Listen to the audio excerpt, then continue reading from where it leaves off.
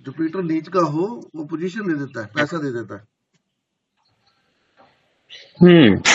उच्च का जुपिटर पैसा नहीं देगा आपको, पुराने घर में रखेगा, अच्छे कपड़े भी नहीं पहनने देगा।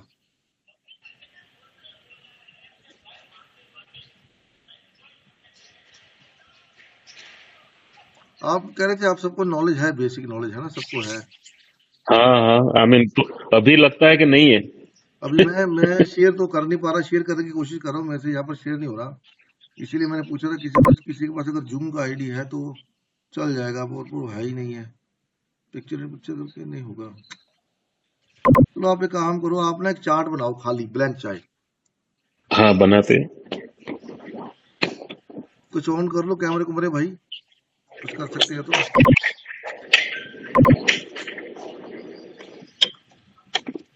जो कर सकते हैं आप, कॉपी पेन लो, एक खाली चार्ट बताओ, मैं आपको बताता हूँ ब्लैंक चार्ट का मजा क्या है।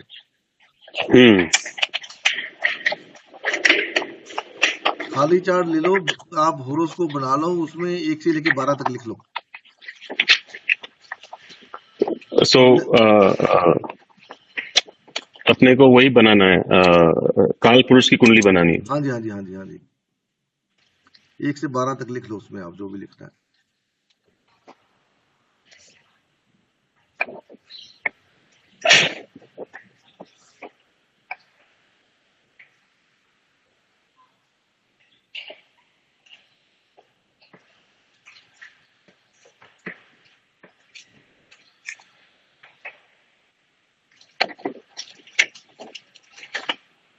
हो गया। बन गया, सबका बन गया। चलिए अब मेरे को ये बताइए, इस चार्ट को देखिए गौर से और मेरे को ये बताएं, इसमें सबसे आसान क्या है और सबसे टफ क्या है। कौन सा एक्शन करने में आपको सबसे ज्यादा कड़ी मेहनत करनी पड़ेगी और कौन सा काम बड़े आराम से कर लोगे आप। राशि पता चल जाएगी। फर्स्ट भाव पता चल जाएंगे इससे कि फर्स्ट सेकंड थर्ड फोर्थ। हाँ, वो आपने भाव लिख लिए, चार्ट बना लिए, भाव लिख लिए, 1 2 3 4 5 6 7 8 9 10 11 12 भी लिख लिया, लिख लिया। अब इसमें खाली ब्लैंक चार्ट में मेरे को बताइए कि सबसे इजी क्या है और सबसे टफ क्या है। लगाइए जोर अपने दिमाग पे जरा। सबसे इजी तो अपने आप को बताना है, पहला खाना। ठीक है, और टफ?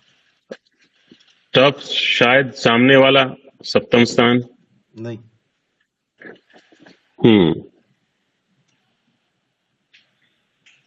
जिनको राशियों का नॉलेज है उनको उसको इजी, बड़ा इजी पता लग जाएगा। अष्टम? नहीं, अष्टम भी नहीं है। अष्टम भी नहीं ना।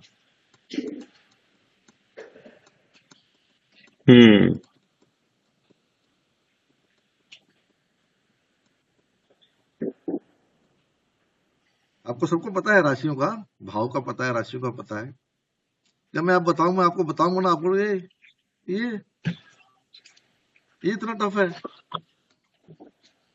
फिर आपने जो राहु केतु का बताया, मैं आपको वही बताऊंगा। चलो आपका ब्लैंक चार्ट में वो राहु केतु का टॉपिक भी ले लूंगा। और बताओ। ओके। बताइए। तो शायद मैं 6 नंबर पे जाऊंगा। नहीं, 6 नंबर भी नहीं है, मैं आपको लॉजिक दूंगा इसका। 6 नंबर भी नहीं है। ऐसे तो आप 12 के 12 कर ले लोगे, तो कहीं ना कहीं तो बात तो सही है, बिकॉज वो दिमाग पहले 7 पे गया।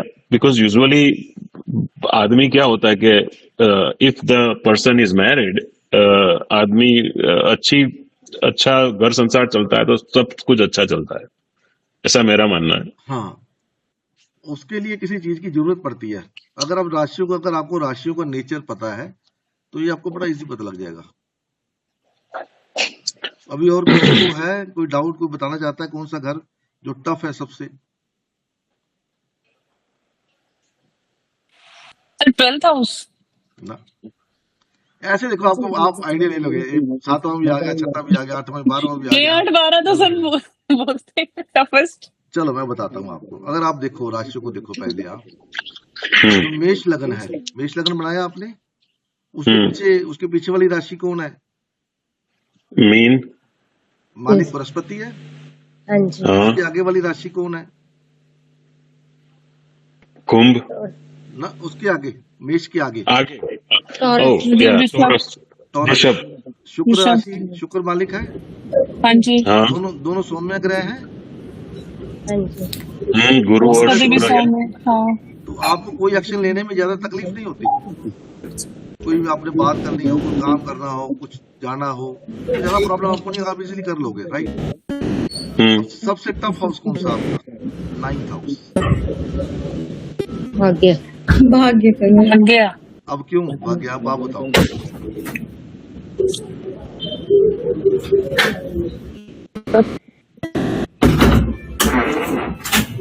भाग्य साथ नहीं देगा तो क्या ही होगा। नहीं, भाग्य क्यों टफ है? भाग्य बताया के मैंने आगे आपको। शनि है और मंगल पीछे और शनि के मंगल है। बीच में अटका है। पीछे मंगल और शनि के बीच में। धर्म को निभाना आज की दुनिया में सबसे टफ काम है, आपको धर्म निभाना। तो आप इसलिए नहीं निभा पाओगे, कहीं कहीं आपको वो धर्म भी करना पड़ेगा। इसलिए जो आपका 9th हाउस है, भाग्य, धर्म का हाउस है, वो टफ है।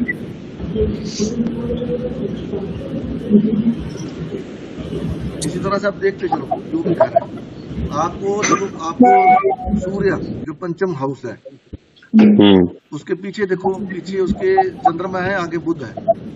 हाउस बड़े अच्छा है, लेकिन मालिक तो बुध है, अच्छा ग्रह है, सौम्य ग्रह है, बुरा ग्रह नहीं है। तो फादर का सुख आपको आराम से मिल जाता है। आपका एजुकेशन आप आराम से यूज करते हो, जितना नॉलेज आपको है उतना आप आराम से यूज कर लेते हो, कोई इश्यू नहीं होता आपको उसमें।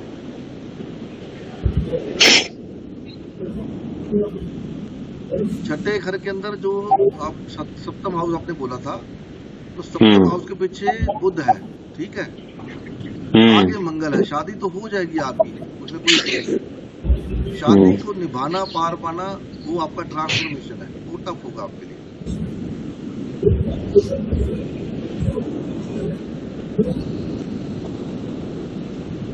बृहस्पति के दोनों हाउस, विश्वास का हाउस 12th हाउस हमारे विश्वास का है, ठीक है, हमारा फेथ कितना है, उसके दोनों पीछे आप देखो शनि मंगल है। बृहस्पति के दोनों भाव के सामने आगे पीछे शनि मंगल है। अब आपका जो विश्वास है, अगर आप भगवान से कुछ मांगते हो नहीं पूरा होता ना, तो आपका विश्वास बड़ी जल्दी डगमगा जाता है। नहीं छोड़ो यार, ये तो सुनता ही नहीं है। तो हम लोगों में एक्चुअली क्या होता है कि चलो राम के मंदिर चलते हैं, राम ने नहीं सुना तो फिर हनुमान जी के मंदिर चलते हैं, हनुमान जी ने सुना फिर कृष्ण के मंदिर चलते हैं, अब कृष्ण नहीं सुन रहे तो माता जी के चलते हैं, फिर कोई नहीं सुन रहा तो चलो पीर बाबा की जो मजार है वहां चलते हैं, वो सुनेंगे हमारे। विश्वास कमजोर है। धर्म और विश्वास दोनों जुड़े हुए हैं एक दोनों एक दूसरे से। अगर आप धर्म नहीं निभा पाओगे तो आपका विश्वास कमजोर है।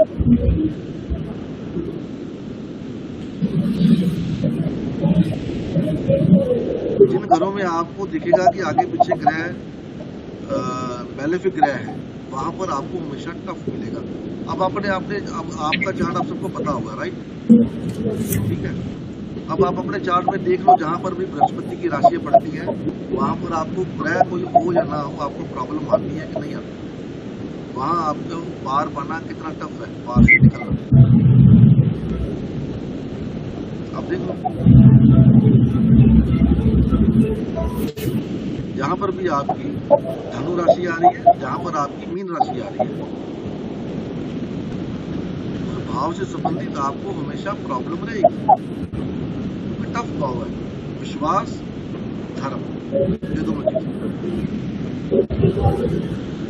और अगर बृहस्पति भी जाके कहीं ऐसे बैठ गया बाप कर्तरी में, फिर तो टफ हो जाएगा।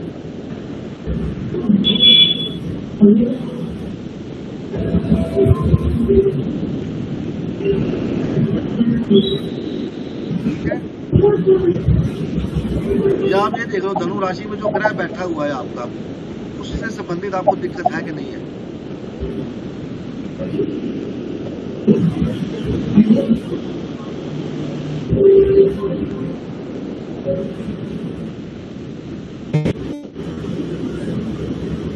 एरीज जहाँ पर पड़ता है वहां पर आप जो मर्जी हो, आप स्टार्टअप लेने में घबराओगे नहीं, इजीली कर लोगे उसको।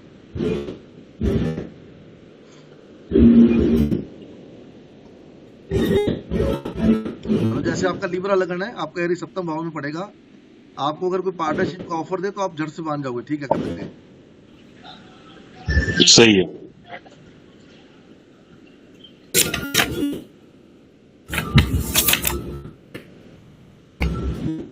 इसको कहा, ये काल पुरुष कुंडली है, इसको ऐसे देखते हैं आप। अभी आप में से नक्षत्रों के बारे में किसको पता है? अमन नो? नहीं सर। कुछ भी नहीं, कुछ भी नहीं। फिर मैं आपको राहु केतु को कैसे समझाऊंगा? नहीं सर, थोड़ा बहुत पता है, पर अब पता नहीं आप कितनी डिटेल में जानना है। मेरे को कुछ नहीं ये मालूम। तो बिल्कुल सिंपल है, जैसे अभी आपको मैंने ब्लैंक चार्ट का बताया है, वैसे बिल्कुल सिंपल है। आप देखो, आपका मेष राशि में केतु का नक्षत्र पड़ता है, अश्विनी, ठीक है? आपको लिखना, आप लिख के सकते हो। मेष राशि में केतु का अश्विनी पड़ता है, केतु का नक्षत्र, ठीक है?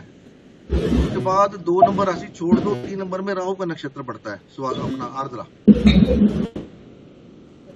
जी। उसके बाद 4 छोड़ दो, 5 में आपको मगा मिलता है, सूर्य का। मगा नक्षत्र मिलता है आपको लियो राशि में। हाँ जी।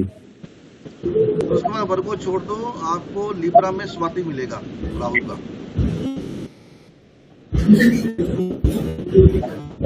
फिर आप उसको 8वां घर छोड़ दो, 9th में आपको फिर केतु मिल जाएगा।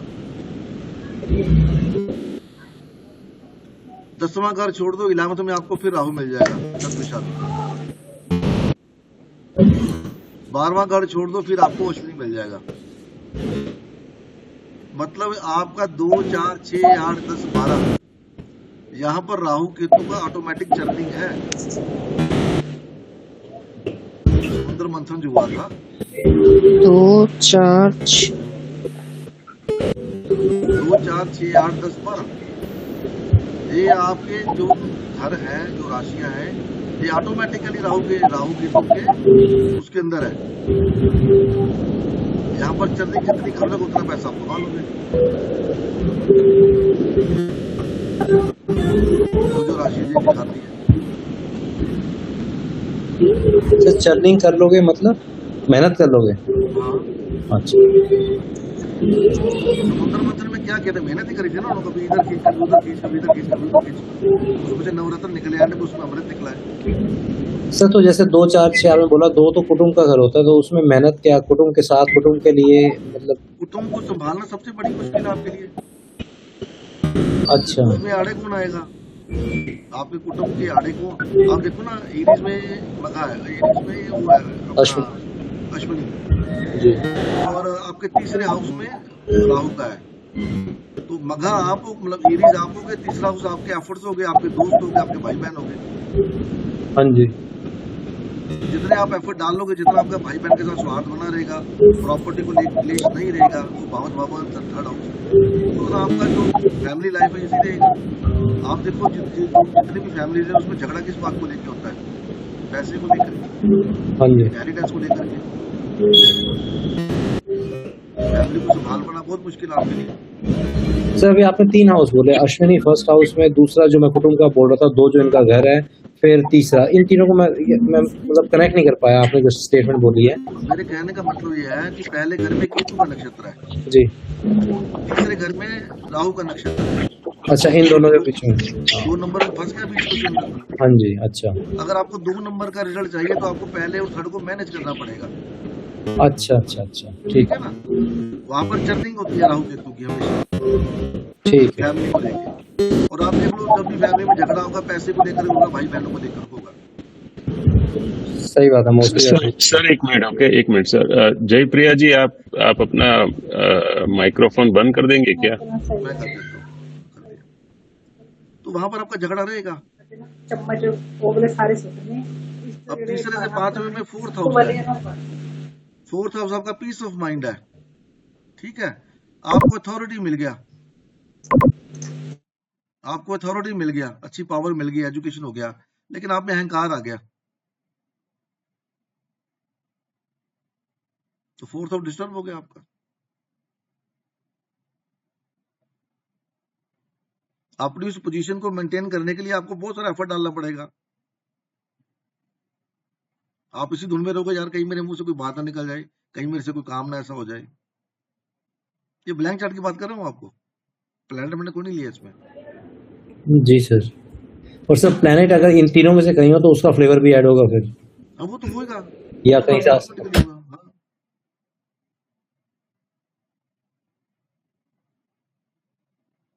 ये चर्निंग है पूरी की पूरी राशि की, 12 के 12 घरों में। नई बात है सर, शुक्रिया, अच्छी चीज बताई आपने। काल पुरुष की कुंडली आप देख लो, काल पुरुष की कुंडली बोलते हैं भगवान की, राइट, हाँ जी। या किसी भी देवी, मतलब कोई जो बड़ा संत है पहुंचा हुआ, उसकी आप विवेकानंद की ले लो, आप रामकृष्ण परमहंस की ले लो, भगवान विष्णु की ले लो, राम की ले लो, कृष्ण की ले लो, मेरे को बताओ किसकी लाइफ अच्छी रही है आज तक।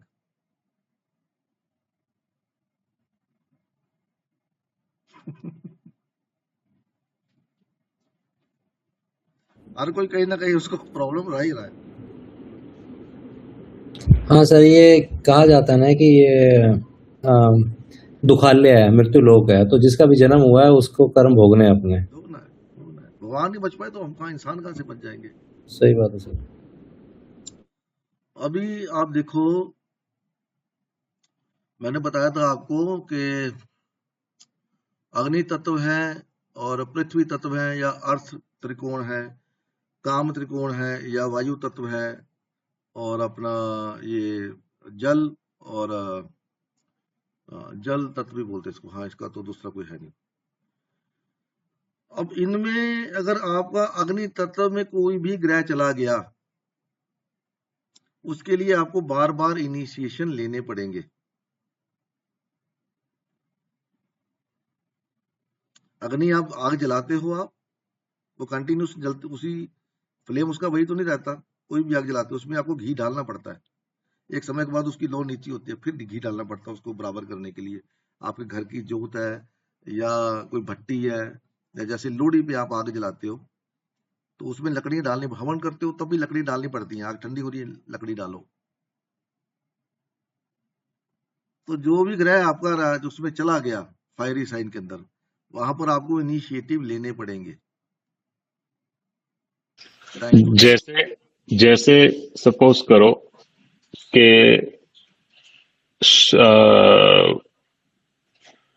शी राशि में शुक्र हो तो उसको किस तरह से, आप जो बोले कि अभी एनी फायरी साइन में आपका कोई ग्रह चला गया तो कैसे 159 में आप शुक्र को डाल दो, ठीक है, 159 में शुक्र को डाल दो।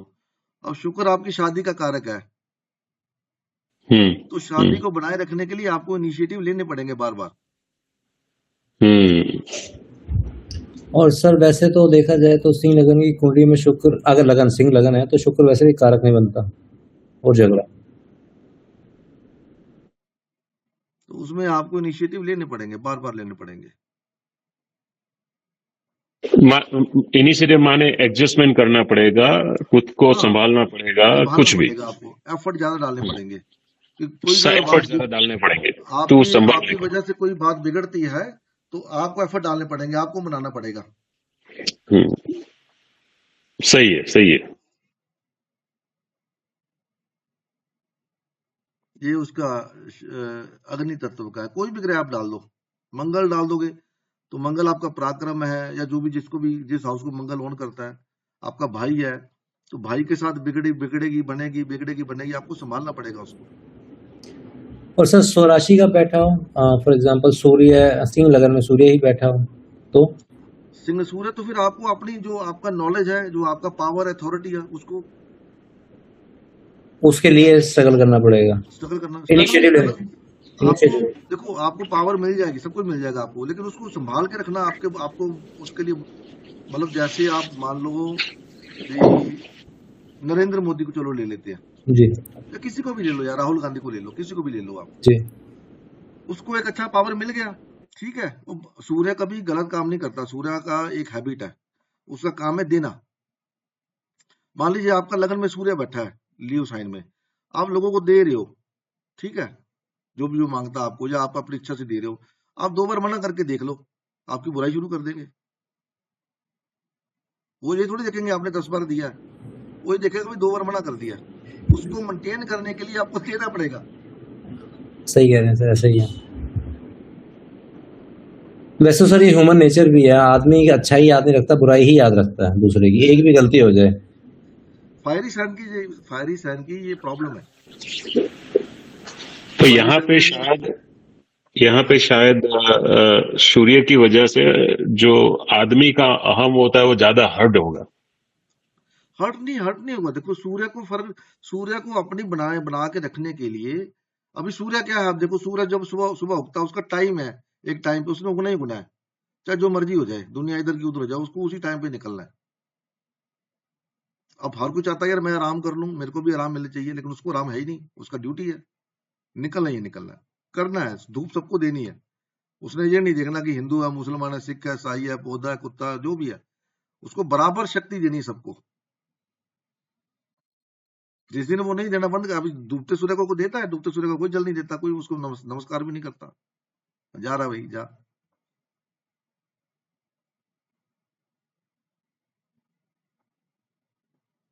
कोई भी ग्रह डालो आप, कोई भी।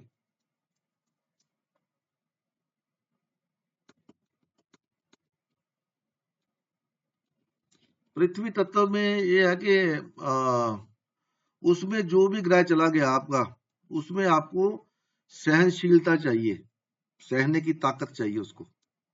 वहां पर आपका ईगो काम नहीं करेगा। अगर आप में सहनशीलता नहीं होगी तो आपको दिक्कत आएगी। 2, 6, 10 पृथ्वी तत्व।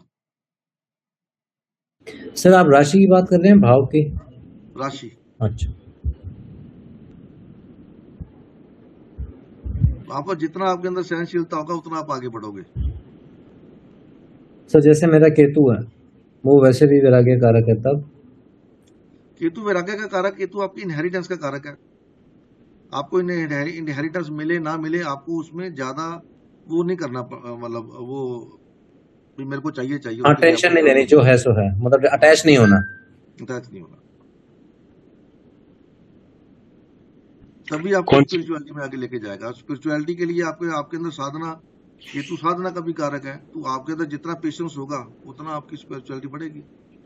अच्छा, कौन सी साइन में केतु है आपका ऋत्विक? मेरा कैप्रिकॉर्न में है, 6th हाउस में, सिंह लगन की कुंडली है। मेरा भी बाकी कैप्रिकॉर्न आपका, में है। तो कैप्रिकॉर्न में अगर केतु आपका बैठा है तो आपका प्रोफेशन कभी स्टेबल ही नहीं रहेगा। आपको टाइम टू टाइम उसमें वो लाने पड़ेंगे, हाँ चेंजेस मतलब लाने पड़ेंगे। आपने बिल्कुल सही बोला इस सेंस में कि वैसे कंपनी स्टेबल है, लेकिन प्रोफेशन में जो काम करना पड़ता है ना, जैसे ये एआई का है काम सारा दिन रात का मेरा, तो इतनी तेजी से चेंज हो रहा है कि वो स्टेबल है ही नहीं, मतलब वो हर बार हाँ, एफर्ट करना पड़ रहा है सीखने के लिए। वो रहेगा आपका। हमेशा ऐसे रहा है, कोई ना कोई नई चीज हाँ पे पकड़ना पड़ता है। हाँ वहां पर आपका रहेगा। पर अच्छा वो कैंची का मतलब जहां भी जुड़ने की कोशिश करूंगा वो वहां पे जुड़ने नहीं देगा, मतलब किसी एक प्रोफेशन से या एक स्किल से जुड़ूंगा तो ऐसा होगा नहीं, वो ना बार ना बार चेंज करना पड़ेगा, कट चेंज लगेंगे। करना पड़ेगा। हाँ, अच्छा, आप स्किल के अंदर रहोगे, स्किल सीखते रहोगे, वो आपको इशू नहीं क्रिएट करेगा। नई स्किल सीखता रहूंगा बार हाँ, बार बार बार। ओके, अपनी जॉब, जैसे आपका 6th हाउस में है तो जॉब के मामले में हाँ करेक्ट, और जॉब में आपके ही ऐसा हो रहा है। हाँ, आपके कलीग्स भी बार बार चेंज हो सकते हैं, जो नीचे काम करते हैं सबॉर्डिनेट्स। मेरा हाँ मतलब जैसे मैं आपको पहले बताया था कि 12वें हाउस में शुक्र राहु, और जो मतलब मेरा कर्म के प्लेस का मतलब 2 नंबर की राशि 10वें भाव में पड़ती है, तो राहु के साथ और चंद्रमा के साथ 12वें हाउस में है, तो मेरा ट्रैवल भी बहुत रहता है, जो आप प्लेस चेंज करने के लिए कह रहे हो, तो बार बार मतलब इस काम के चक्कर में बार बार जाना पड़ता है कहीं ना कहीं। और जाना बिल्कुल पसंद नहीं, क्योंकि राहु चंद्रमा के साथ बैठा है, अनवांटेड थॉट्स और ओवर थिंकिंग वो सारी रहती है। आपकी हैबिट है। मैं टिकने नहीं देता। मैं अपने किसी दोस्त से बात कर रहा था तो उसने बोला कि 12वां हाउस, जैसे आपने भी कई बार बताया कि कई चीज़ों का है, उसमें से चाहे वो एक्सपेंस का मान लो, हॉस्पिटलाइजेशन का मान लो, ट्रैवल का, भरोसे का, जो भी कहता है उसमें जो एक आधी अच्छी चीज़ है ना, जैसे कि ट्रैवल, वो पकड़ लो, नहीं तो दूसरी चीज़ें फिर आपको पकड़ेंगी। हाँ, इसलिए नहीं तो पहले मैं ट्रैवल नहीं करता था, अब मुझे कुछ चीज़ें पता लगी हैं तो जबरदस्ती करना पड़ता है मुझे। मून मून मून जो है ना, उसमें आपका चंद्रमा बैठा है, अपनी राशि का बैठा हुआ है, तो मून आप कभी भी देखोगे नहीं, वो स्टेबल है, वो हमेशा चलता ही रहता है, मूवमेंट में रहता है, फास्ट मूवमेंट में रहता है। डेली एक नक्षत्र में वो जाता है, डेली, रोज। और ये जो नक्षत्र है उसकी रानियां है, राजा करेक्ट। दक्ष की बेटी है, तो उसको 1 बाय 1 डेली डेली सबके पास जाना पड़ता है, 27 के पास। मूवमेंट है उसका, टिक नहीं पाता वो। तो उसी तरह अगर आपको, उन्होंने सही बोला आपको कि 12th हाउस में अगर आप खर्चा घूमने पे नहीं करोगे तो वो आपका खर्चा किसी दूसरी जगह पे कराएगा। बिल्कुल, हाँ जी। तो उसका उसको मतलब, मूवमेंट चाहिए। हाँ जी, अगर वो ना पता होता तो मैं फिर ट्रैवल करना पसंद नहीं करता। जैसे आप कमरे में बैठ के पढ़ते हो, सेम वो मेरा भी वही रहता है कि कमरे में बैठूं और पढ़ता रहूं जो भी है। नहीं, चलो अच्छा है, अगर आपका एक्सपीरियंस बढ़ता है, नॉलेज बढ़ता है, आने जाने से आपका बड़ी चीजें सीखने को मिलती है, ऐसे होता है। मतलब इस चीज़ से सर मुझे, आप सॉरी आपको बीच में 1 सेकंड के लिए रोक रहा हूँ। ये बात पता लगी कि किसी हर एक भाव के ना मल्टीपल रिजल्ट्स हो सकते हैं, अच्छे और बुरे जो भी हैं। तो या तो आप अपने आप वो कोई अच्छा चीज़ जो पसंद है वो पकड़ लो, नहीं तो आपको उस भाव के रिजल्ट मिलेंगे। फॉर एग्जांपल सही बात जैसे है। अभी मेरी वो चंद्रमा के अंदर शनि की अंतर्दशा चल रही है और लगन कुंडली में बुध और शनि मेरे सेकंड हाउस में है और आजकल जो ट्रांजिट में है वो शनि 12वें हाउस में है। तो बेसिकली साढ़े साथी बने ना, ट्रांजिट में 12वें हाउस में आपका, ट्रांजिट में 12वें हाउस में है, मून तो मेरा नहीं 8वें हाउस में है, मतलब 8वें आप हाउस देखा में, हाँ। सिंह लगनी कुंडली है। तो वैसे हाँ, डबल ट्रांजिट है, जैसे भी आप बोलना चाहें, मुझे पूरा इतना नॉलेज नहीं है। लेकिन अगर 8वें हाउस का कोई काम नहीं पकड़ा ना, तो जैसे कि एस्ट्रोलॉजी ऑकल्ट वगैरह है, तो और दिक्कतें बहुत होती हैं इसमें। चंद्रमा के विष योग बोलते हैं जो। हाँ। 8वां आपने बोला डबल ट्रांजिट, डबल ट्रांजिट नहीं होता, डबल ट्रांजिट का एक अलग मतलब होता है। डबल ट्रांजिट का मतलब ये होता है कि मान लो इसमें डबल ट्रिपल 4 ट्रांजिट भी आते हैं, 4। लाइक आपकी कुंडली में अगर किसी भाव को शनि और बृहस्पति दोनों एक्सपेक्ट कर रहे हैं, तो वो भाव आपकी जिंदगी का सबसे अहम भाव बन जाएगा। वो डबल, उसको बोलते हैं डबल ट्रांजिट, नेचुरली। ओके। मतलब आपकी कुंडली में अगर ऐसा कोई बना हुआ है और अगर उसमें राहु भी ऐड हो गया तो फिर आपकी लाइफ उस भाव को लेकर के कभी भी स्टेबल नहीं रहेगी। सर ट्रांजिट, या आप नेटल चार्ट की बोल रहे हो कि ट्रांजिट को मिलाकर बोल रहे हो? डबल ट्रांजिट का मतलब यही होता है कि जैसे अगर ये अभी तो आपका जो मीन राशि है वो 8वें घर में है, जी राइट? जी तो आपके 12वें घर से जुपिटर इसको देखता है, जी। अभी देखता 12वें है, का, हाँ जी, देखता है ना। देखता हूँ। तो वो आपका नहीं, सबका देखता है, जहां पर भी आपकी मीन राशि पड़ी सबकी, वहां पर उसका वो जुपिटर देख रहा है। तो अभी जहां पर भी आपकी मीन राशि है उसको आप डबल ट्रांजिट ले सकते हो। वो घर आपके लिए अभी बहुत ज्यादा इंपॉर्टेंट हो गया। जब तक बृहस्पति कर्क में रहेगा आपको उसके रिजल्ट मिलते रहेंगे, उसमें हमेशा आपको अप डाउन रहेगा, अच्छा, मैं स्टेबिलिटी नहीं देगा। डबल ट्रांजिट का सर मैं ऐसे सोच रहा था कि अभी जुपिटर कर्क में है जो कि मेरे 12वें भाव में है, वहां से वो छठे भाव को देख रहे हैं, छठे भाव को देख रहे हैं और उधर से वो 8वें भाव को देख रहे हैं।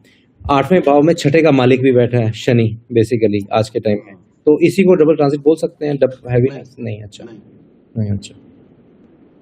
डबल ट्रांजिट क्यों नहीं बोलते? वो जो अभी आपके आपका 8वां भाव डबल ट्रांजिट के इन्फ्लुएंस के अंदर है आपका, मतलब आपका नहीं, सबका ही। अच्छा क्योंकि उस पर बृहस्पति शनि तो वहां पर बैठ के इन्फ्लुएंस देगा ही देगा आपकी अपनी। अच्छा, सभी का इस टाइम, हाँ सही बात है, बिल्कुल सही हाँ, बात है। तो वो भी देगा, बृहस्पति भी देगा उसमें। मतलब सभी की मीन राशि वाला भाव अभी डबल ट्रांजिट में है सभी का। हाँ, और डबल ट्रांजिट में है। और आपके चार्ट के अंदर किसी भाव को अगर मान लो, अगर आपका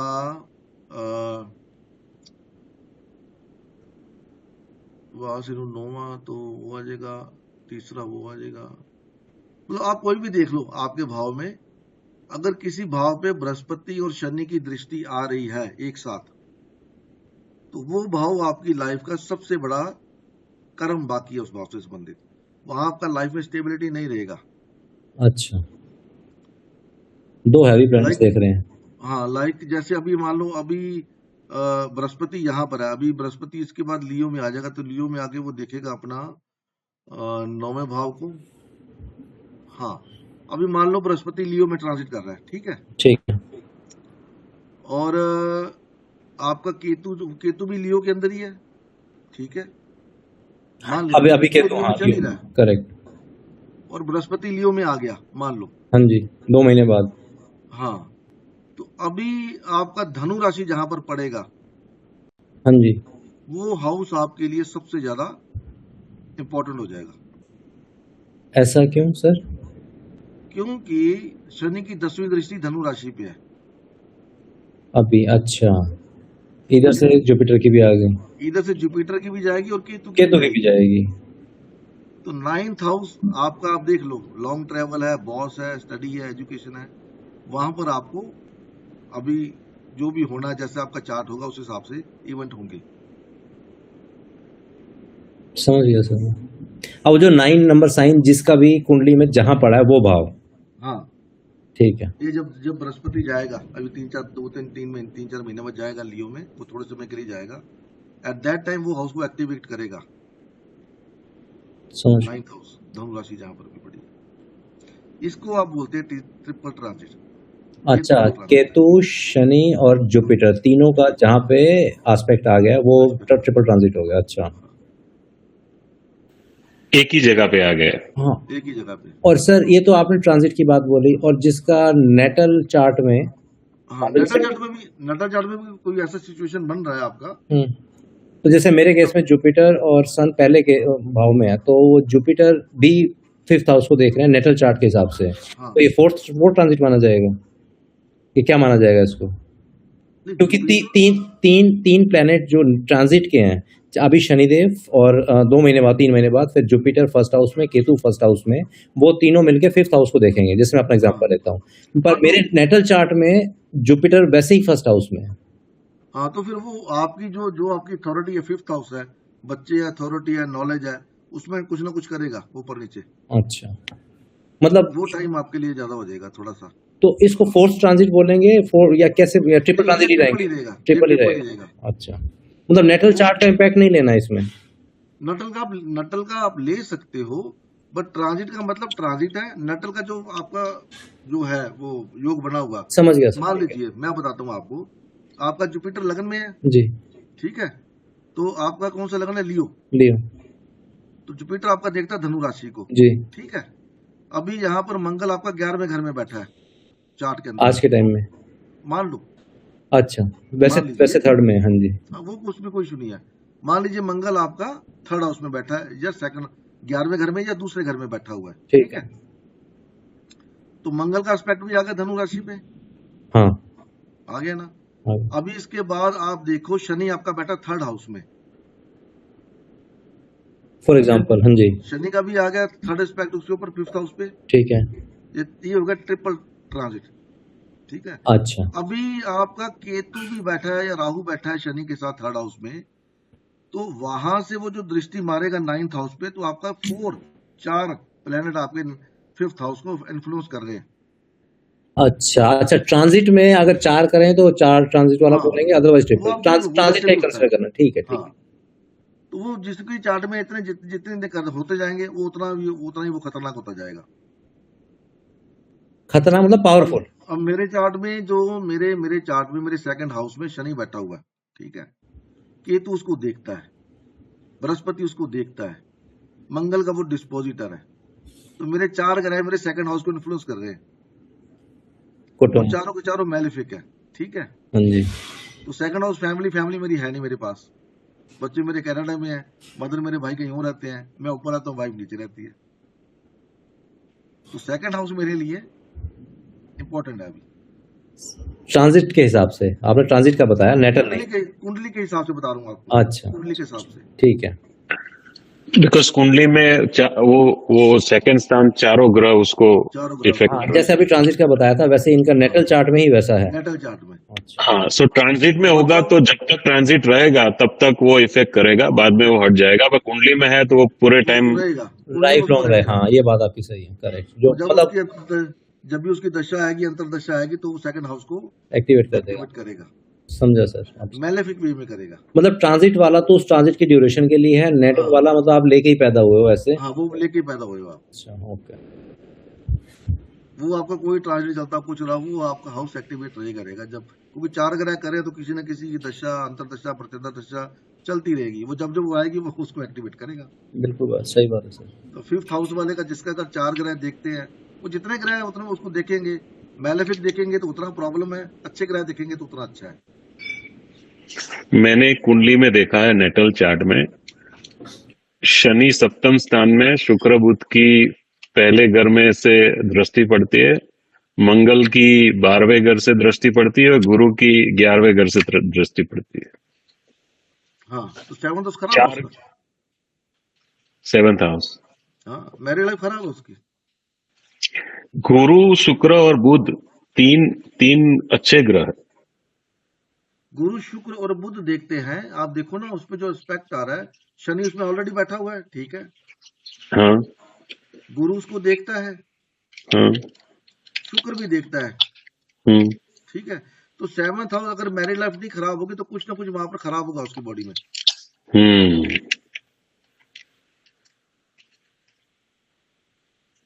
क्योंकि मंगल किस राशि में, जिस राशि में वो बैठे, अगर मान लो गुरु आपका शनि की राशि में बैठा मान लीजिए, तो एनर्जी तो वो शनि की फेंकेगा ना वहां पर। हाँ।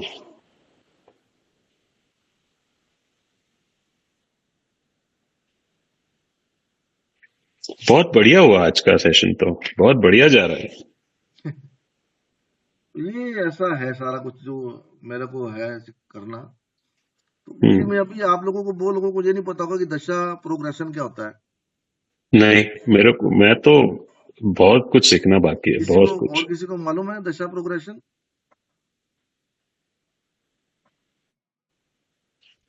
कोई सुन भी रहा है कि नहीं सुन रहा? No sir, no sir.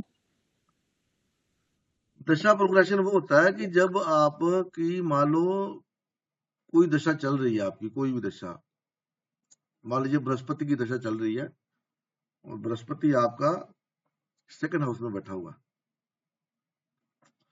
अब आप जिसको दिखाने जाओगे चार्ट, जो आप नॉर्मल लोग हैं, तो वो आपको यही कहेगा कि भाई बृहस्पति की दशा चल रही है, दूसरे घर की चल रही है, तो ये होगा, वो होगा, ऐसे होगा, वैसे होगा।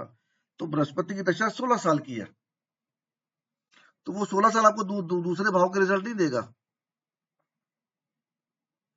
वो 16 साल के अंदर उसने आपको 12 के 12 घरों का रिजल्ट देना है। उसके जो 3 नक्षत्र है उनका रिजल्ट देना है 12 के, मतलब अपने 16 साल की एज में, वो बोलते हैं दशा प्रोग्रेशन। आपका कोई भी गोचर चल रहा हो, कोई भी आपका ट्रांजिट चल रहा हो, कुछ चल रहा हो, वो जहां पर प्रोग्रेशन में जाएगा वहां का वो भाव देगा जैसी उसकी एनर्जी होगी उस भाव को लेकर। सो 12 भाव का सपोज आपने दूसरे स्थान में बिठाया है उसको, तो वो 5वीं 7वीं और 9वीं दृष्टि तो मैं समझा, और नक्षत्र भी समझा। 12 भाव का परिणाम वो कैसे देगा? वो यही दशा प्रोग्रेशन है, वो प्रोग्रेस करता है, आगे आगे चलता, आगे आगे बढ़ता है, नहीं रुका रहेगा वो। सो ये जस्ट जुपिटर के लिए है या कोई भी ग्रह के लिए? कोई भी, एनीवन। ओके। सर वो जैसे 12 जैसे कह रहे थे आप रिजल्ट देगा, तो फिर वो अंतरदशा के लिंक में आके देगा या कैसे देगा? आपकी कौन सी दशा चल रही है तान्या जी? बुध की। कहाँ बैठा बुध आपका? 4थे घर में। 4th घर में बैठा ना, तो ये आपको 4th का रिजल्ट तो देगा, बाकी के जो बाकी 11 भाव है उनका रिजल्ट भी देगा आपको। ये एक पर्टिकुलर टाइम के बाद आपके 5वें घर में चला जाएगा, वहां से 6ठे में, फिर 7वें में, 8वें में, ऐसे 12 के 12 घरों में जाएगा ये। उसको आइडेंटिफाई कैसे करे सर? ये तो ये कंप्लीटली मेरा क्वेश्चन है, है इसको पता कैसे चलेगा सर कि अब ये 5वें में जा रहा है, ये इसमें जा रहा है, ये मैं कैसे सिखाऊंगा पता? ना आपको, मैं सिखाऊंगा, कोर्स ज्वाइन करो। घड़ी की तरह जाएगा सर जी, हैं जी, घड़ी की तरह जाएगा, मतलब वो जैसी देखना जो पड़ेगा, दशा चालू होगी। वो देखना पड़ेगा अभी कैसा बैठा है, कैसा है वो। जैसे अभी आपने गुरु की 2nd हाउस की बताई, तो हाँ सपोज वो 16 साल की रहेगी, तो वो 16 साल मतलब फर्स्ट ईयर मतलब वो सेकंड हाउस का वो करेगा, उसके बाद वो घड़ी की टिक टिक टिक करके ऐसे गोल घूमेगा 12 हाउस। हाँ ओह सिर्फ वो 12 तो घूम गया, 16 साल की है तो आगे फिर से रिवाइज करेगा सब कुछ। क्यों आगे ले 16 साल बाद आपकी दशा बदल नहीं जाएगी? अभी बुध की दशा 17 साल की है, हम्म तो 17 साल बाद आपकी दशा आ जाएगी, उसके बाद केतु की दशा आ जाएगी। हम्म बुध का काम खत्म, केतु का काम शुरू। हम्म। ये दशा प्रोग्रेशन है।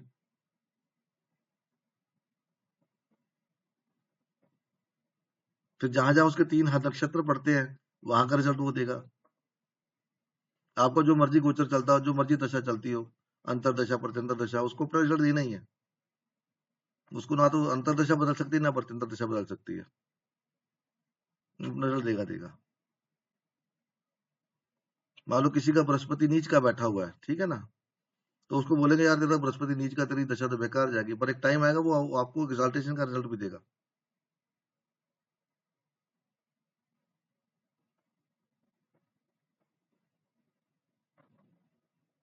भावत भाव में, भावत भाव में आपको प्रॉपर्टी मिलेगी नहीं मिलेगी, आपका थर्ड हाउस बताएगा। ये बात सही। मैंने ये नोटिस किया है, ज्यादातर लोग प्रॉपर्टी को फोर्थ हाउस से रिलेट करते हैं, बट मैंने जब अपना हाउस लिया तब बुध की महादशा में गुरु की अंतरदशा में मैंने लिया, और वो मेरा तीसरे का लॉर्ड है। हाँ, तीसरा घर आपकी चौथी का घर का निगेशन है ना सर, लॉस है। ओके।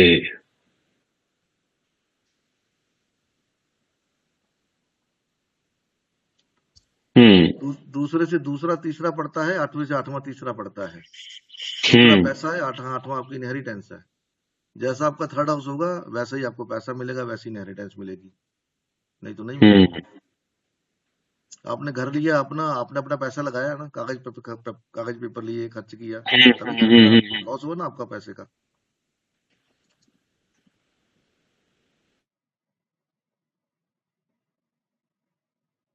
ऐसे भावत भाव में कैसे मतलब देखना है कौन सा रिजल्ट कैसे काम करेगा, बहुत सारी चीजें हैं।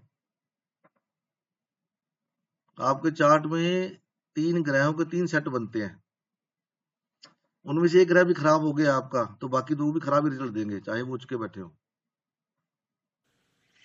माने लाइक जो मित्रता और शत्रुता की बात कर रहे हैं हम लोग, ये डिफरेंस है, ये डिफरेंस है। तो सेट कैसे बताऊंगा मैं, आइडेंटिफाई करें? वो मैं बताऊंगा आपको सारा।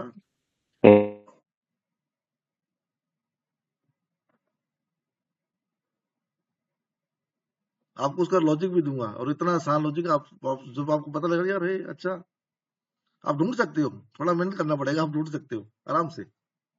मैंने ऐसे ही ढूंढा उसको। एक सेट में वो 3 सेट होते हैं, उसमें एक सेट अगर खराब हो गया तो बाकी के 2 ग्रह भी खराब कर देंगे। एक ग्रह अच्छा है तो बाकी 2 ग्रह भी अच्छा रिजल्ट देंगे, जहां मर्जी बैठे हो।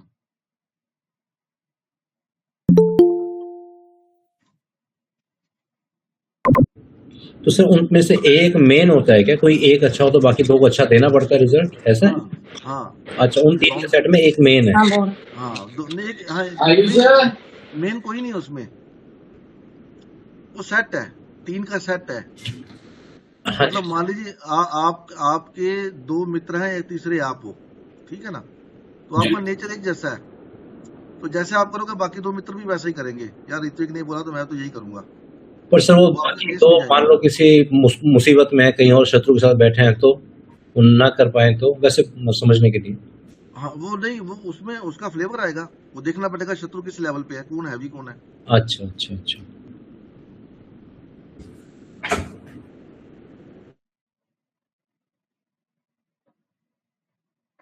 इसी तरह से 0 राशि होती है जिसको दग्ध राशि बोलते हैं, इसमें सिर्फ 2 लोग बचते हैं, ये कर्स है दग्ध राशि। इसमें 2 लोग बचते हैं खाली, जिनका जन्म अमावस का होता है या जिनका जन्म पूर्णिमा का होता है, उनके चार्ट में कोई दग्ध राशि नहीं होती। 0 राशि, 0 राशि का मतलब है कि वो राशि रिजल्ट देगी नहीं। जो ग्रह उसमें चला गया वो भी रिजल्ट नहीं देगा। अब उसमें रिजल्ट देगा कौन, ये भी कैच है। ये सारे एडवांस के हैं जो बता रहा हूँ आपको, टॉपिक जितने भी हैं।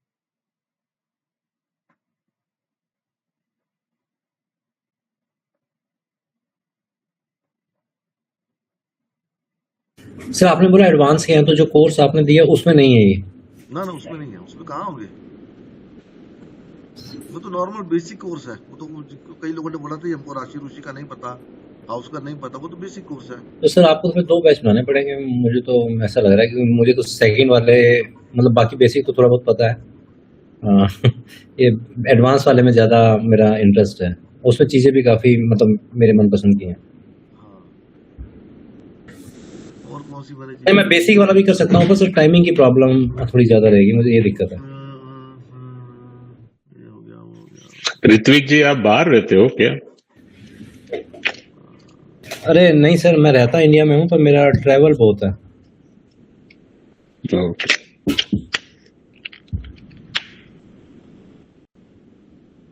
फिर इसमें मैं एडवांस में वो भी ऐड करूंगा, परिभ्रमण पद्धति।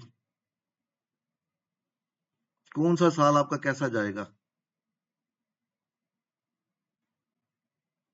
वो कैसे देखेंगे।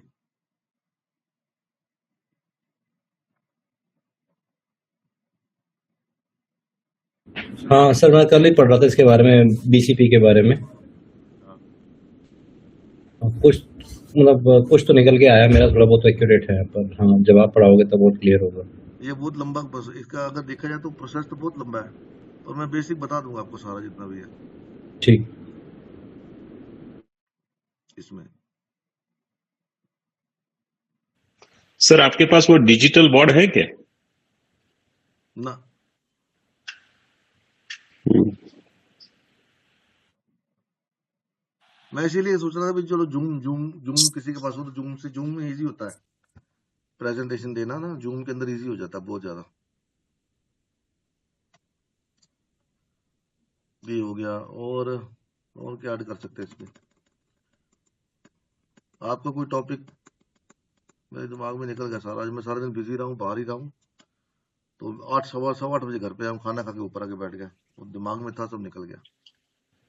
क्या करते हो सर आप? मैं यही ज्योतिषी, ज्योतिषी ज्ञान करते हो?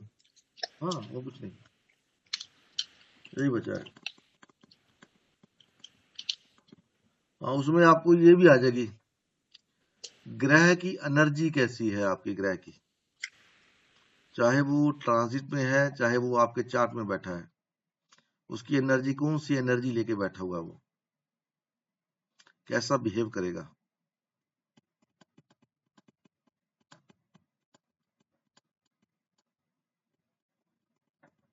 ये भी उसी में आ जाएगा।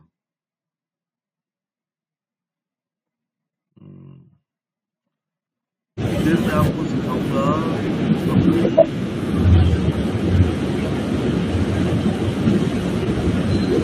मतलब किसी भी ज्योतिषी को आप अपना चार्ट मैं इसको चैलेंज कर सकता हूँ। सिर्फ इसमें कोई 1-2% लोग होंगे जिनको इसके बारे में पता होगा, 1 या 2% लोग, ज्यादा नहीं, इससे ज्यादा नहीं होंगे। आप मेरे को ग्रह बोलो अपने चार्ट का, मैं आपको बिना आपका चार्ट बनाए आप बोल दो कि मेरा ये ग्रह यहाँ पर है, ये ग्रह यहाँ पर, मैं आपको बता दूंगा ये सारा, कौन सा ग्रह आपका वक्री है, कौन सा ग्रह आपका स्तंभी है, कौन सा ग्रह आपका फास्ट फॉरवर्ड मोशन में है, कैसा वो रिजल्ट देगा। जैसे मैंने आपको बताया था अभिनव जी, आपका शनि और बृहस्पति अतिचारी है, फास्ट मूवमेंट है।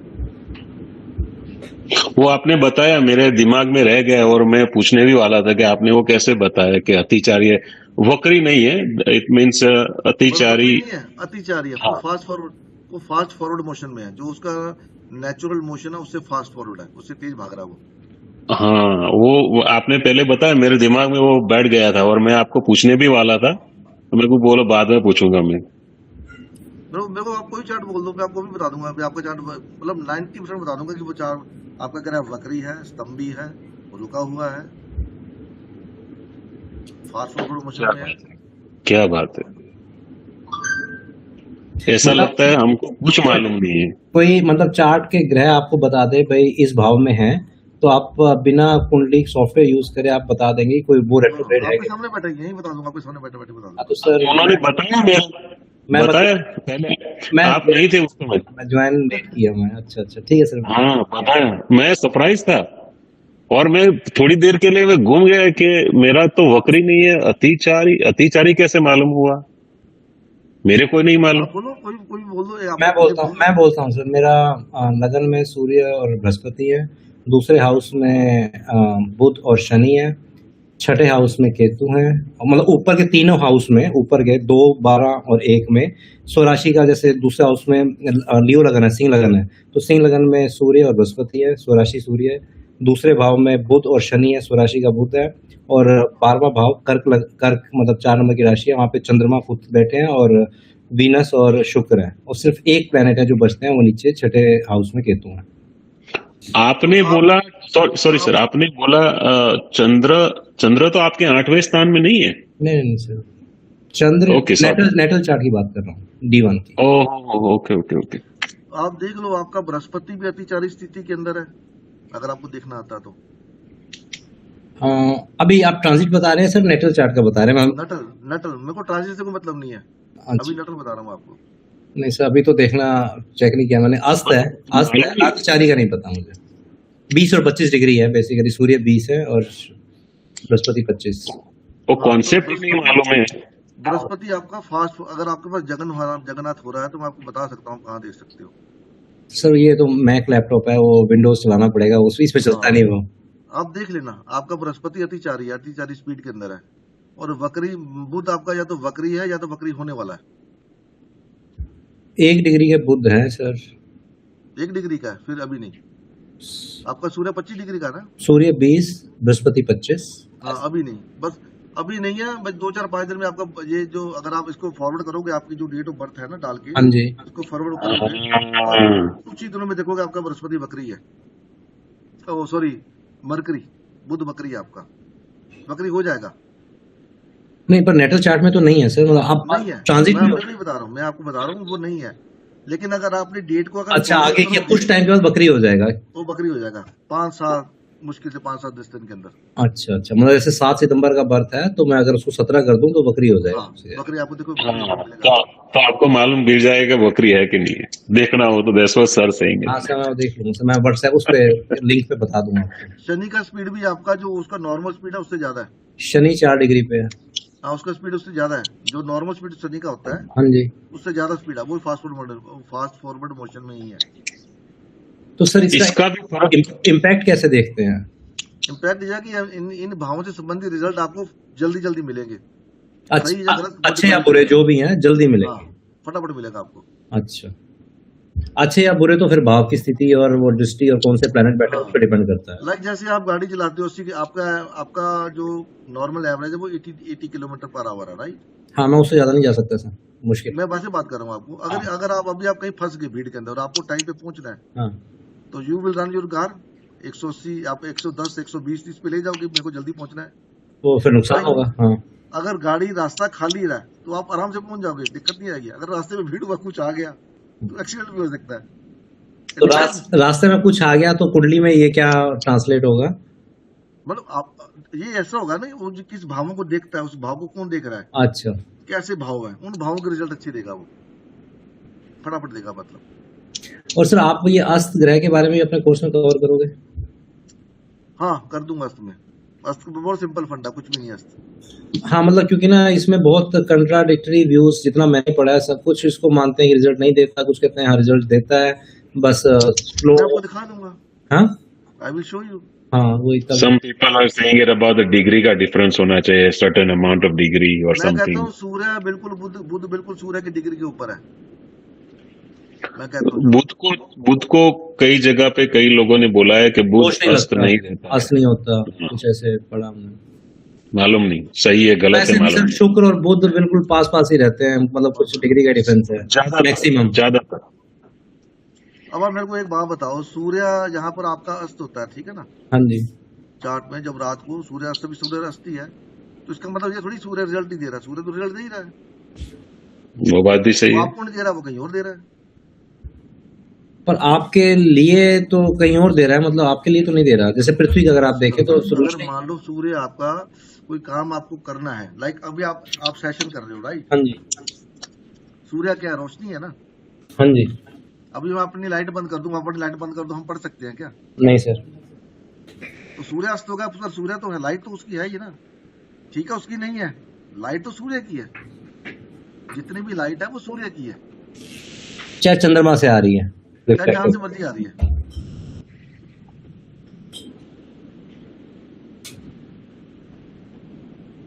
सूर्य तो काम कर ही रहा अपना, इसमें कोई दो राय बहुत नहीं। deep। ठीक है सर, पढ़ेंगे सर इसके बारे में डिटेल से।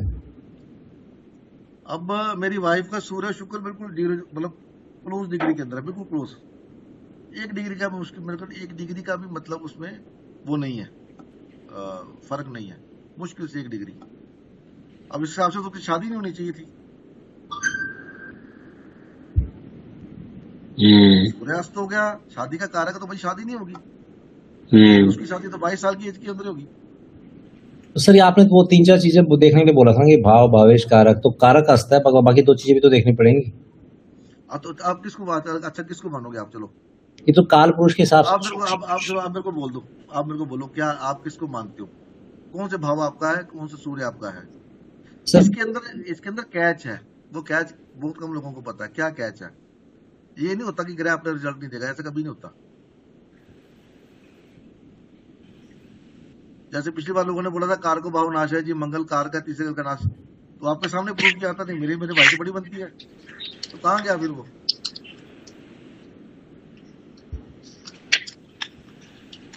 सही है। ये नहीं होता। अब दूसरा, उसका जो उसका लगन लोड है, एग्जाल्टेड है, लगन लोड है, ठीक है, हाँ जी। राइट।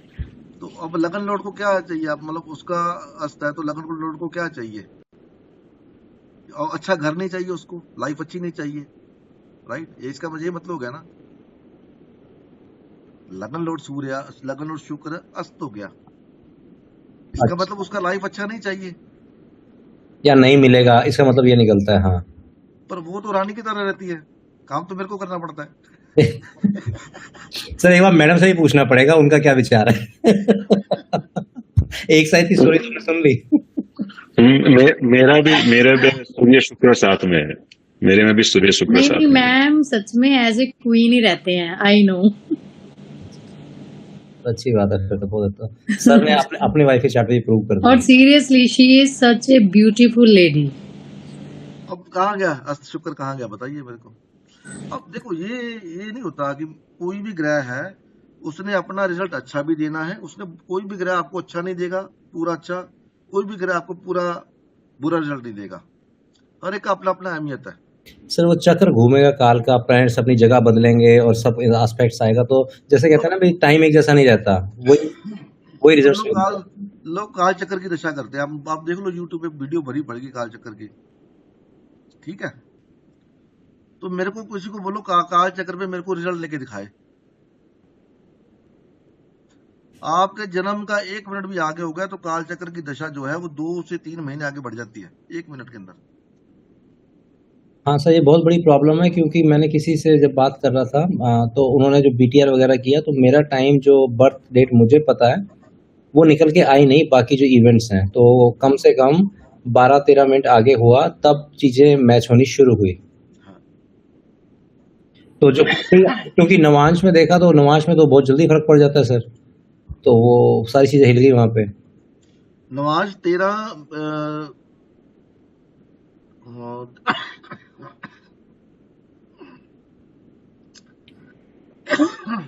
करीब 13 मिनट के अंदर नमाज बदल रहा आपका।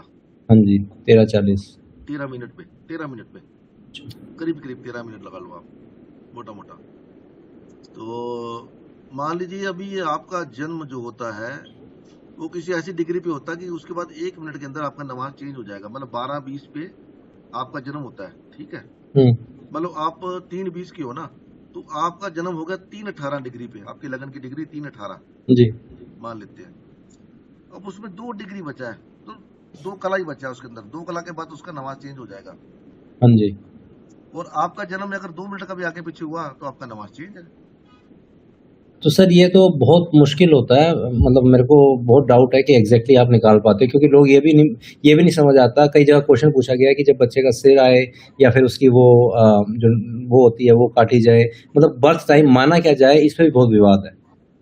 हाँ विवाद है, पर मेरे पास इसका सोल्यूशन है। हाँ सर, आई एम और श्योर। मेरा क्वेश्चन इसमें वही है जो ऋत्विक जी ने बोला। जब यहाँ यूएस में जो बॉर्न होते हैं, एक तो टाइम डिफरेंस होते हैं, 4 टाइम होते हैं, और हाँ उसमें भी समर और विंटर में आगे पीछे होता है, तो उसको हाँ कैसे बिल्कुल। समझे? वो देखो जहां का आपका टाइम है वहां का आपको लॉन्गिट्यूड लेना पड़ेगा, वहां का लॉन्गिट्यूड जो लॉटिट्यूड जो भी है वो लेना पड़ेगा आपको। आपको पता होना चाहिए कि यहाँ का लॉन्गिट्यूड या लॉटिट्यूड ये है। अरे सर वो तो तो सॉफ्टवेयर ऑटोमेटिकली कंसीडर कर लेते हैं। हाँ आप कर लेते जब हैं। आप प्लेस डालते हो ना, तो ऑटोमेटिकली जो टाइम की करेक्शन होती है आगे पीछे करने की उस लॉन्गिट्यूड के हिसाब से सर बोल रहे हैं, वो अपने आप हो जाता है सर। वो आ जाता है उसमें। मतलब उसकी किताबें भी डिटेल में आपको पढ़ना हो तो आप पढ़ सकते हो, पर ऑटोमेटिक होता है। हाँ ऑटोमेटिक होता है वो, ये श्योर है।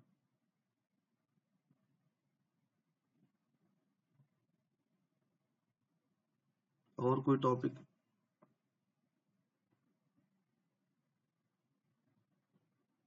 और कोई टॉपिक डिस्कस करो।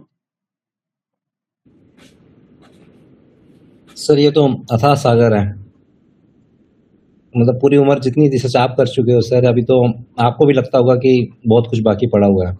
मैं तो अभी भी लगा, मैं तो आप यकीन मानोगे मैं एक बुक पढ़ रहा हूँ। वो बुक पढ़ने को मेरे को कम से कम 60 दिन का महीना होता तो 55 दिन मेरे को लगता हो गया। चंद्रमा कौन सी राशि में आज? सर देखा नहीं सर मैंने तो। मैं देखता हूँ एक मिनट। सर मैं तो खुद घर में विद्रोह हुआ पड़ा है। मैंने ज्योतिष की इतनी किताबें मंगा ली हैं जो नहीं पसंद आती है, पढ़ने का टाइम नहीं मिल रहा, ऑफिस का काम इतना ज्यादा है, तो घर वाले लोग बोलते हैं पहले ना ये तो तुम काम कर लो, ये जो किताबें मंगाई हुई है वो पढ़ लो। वृषभ राशि में है चंद्रमा। नहीं मिथुन में आ गया, आ आपका गया। वृषभ में होगा। तो मेरे को लगभग 2 महीने हो गए, 2 महीने। तो 2 महीनों में उसके मैं 250 पेज नहीं पढ़ पाया। ये प्रॉब्लम मेरा भी है। जब ये ऋत्विक भाई ने बोला है, मेरे पास इतनी सारी किताबें हैं, बट जैसे ही मैं पढ़ने बैठता हूँ मन ही नहीं लगता है। देखता हूँ, वीडियोस देखता हूँ, बट मालूम नहीं क्या, बुक देख के लगता है कि पढ़ ले, चलो पढ़ लेते हैं आज। जैसे ही 2-3 पेज आप चले गए, फिर रख देता हूँ। मैंने वो सर ही खराब होगा। बहुत टाइम खराब किया वीडियो देखने में। मतलब जैसे पढ़ रहे हो तो अलग बात है, वीडियो से सर से पढ़ रहे हैं, नहीं तो असली लर्निंग आपको किताबों से आएगी। आपको वीडियो से कोई चीज याद नहीं रहेगी, जब तक वो बता रहे हैं बिल्कुल क्लैरिटी है आपको। मैं सर जी बता रहा हूँ आपको कि जब तक आप खुद एफर्ट नहीं करोगे तब तक आपको ज्योतिष नहीं आएगा। ऋतिक सर, असली जो लर्निंग है ना, वो सिर्फ और सिर्फ प्रैक्टिस से आती है। हाँ नेक्स्ट लेवल मैडम ने ये हाँ, बताया। सिर्फ प्रैक्टिस से आती है। आप जितना मर्जी मैं ज्ञान भर लो, नहीं मैं होगा। आपको एक बात बताता हूँ जो मैंने ऑब्जर्व करी है, ठीक है। अब मेरे को उसका रिजल्ट अभी तक पूरा मिला, अच्छा मिला है। आपके चार्ट में जहां पर भी सूर्य बैठा हुआ है, जहां पर भी, ठीक है, सर वो भाव के बिल्कुल हिसाब से कि राशि के हिसाब से, वो क्लियर कर दीजिए। कहीं भी बैठा, दूसरे घर में, तीसरे घर में, 5वें घर में, 8वें घर में, कहीं बैठा है, जहां पर सूर्य बैठा हुआ है उसके बिल्कुल सामने शनि को डाल दो, देख लो आपको रिजल्ट आपको शनि के मिलते हैं वहां नहीं मिलते। तो शनि तो कई टाइप के रिजल्ट देते हैं सर, आप किसकी बात कर रहे हैं इसमें वो भी बता दीजिए। आपका आपका सूर्य कहाँ पर है? मेरा लगन तो में है। लगन में है, शनि तो दूसरे हाउस में। आपका शनि, आप उस दूसरे को भूल जाइए, अपने सप्तम हाउस में शनि डाल के आप देख लो। कौन सी चीज, कौन से एस्पेक्ट को चेक करना है सर? एस्पेक्ट नहीं चेक करना, जैसे मैंने आपको लास्ट टाइम बताया था कि जहां आपका बृहस्पति है वहां से 4th हाउस में दिक्कत देगा, वो देगा, करेक्ट बताया था आपने। ठीक है ना। जी। तो उसी तरह से आप इसको देख लो, आपके सप्तम हाउस में शनि को डाल दो और देख लो आपकी या तो वाइफ जो है वो थोड़ी ओवर एज होगी, या आपका शादी लेट हुआ होगा, या शादी को लेकर चेकलिस्ट बहुत लंबा होगा। हाँ सर, चेकलिस्ट तो पिताजी का था, बहुत लंबा था। जो भी था वहां पर शनि आपको रिजल्ट देगा, देना ही देना उसको। अच्छा, ओके ओके। तो आपने ये बोला कि जहाँ पे सूर्य है बाय डिफॉल्ट उसके अपोजिट भाव में शनि को चेक कर लो डाल के शनि बेसिकली। डाल दो अपने बस, शनि डाल के अपने रिजल्ट चेक कर लो। अब ये ऑब्जर्वेशन है, ये लिखा कहीं नहीं हुआ। तो शनि 7th हाउस में चेकलिस्ट लंबी है, मतलब ड्यू डिलीजेंस ज्यादा है, अच्छे से आप तो जांच परख के करना हाँ, चाहते हो, और शनि को तो पेशेंस से। शनि को हाँ पेशेंस वहां पर। अच्छा, शनि तभी तो वो करता है ना, लाइफ मैरिज लेट करवाता है ना, क्योंकि चेकलिस्ट बहुत ज्यादा होती है।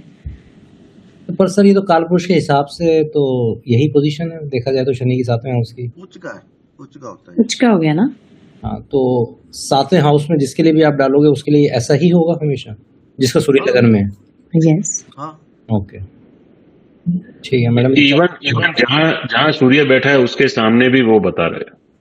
हाँ जहाँ सूर्य बैठा है आपके, मान लीजिए आपका आपको अज्यूम करना है मान लो शायद सर किसी का 6ठे भाव में बैठा है सूर्य हाँ, तो शनि 12वें में, अब क्या देखें? 12वें में शनि डाल के उसका आप रिजल्ट चेक कर लो।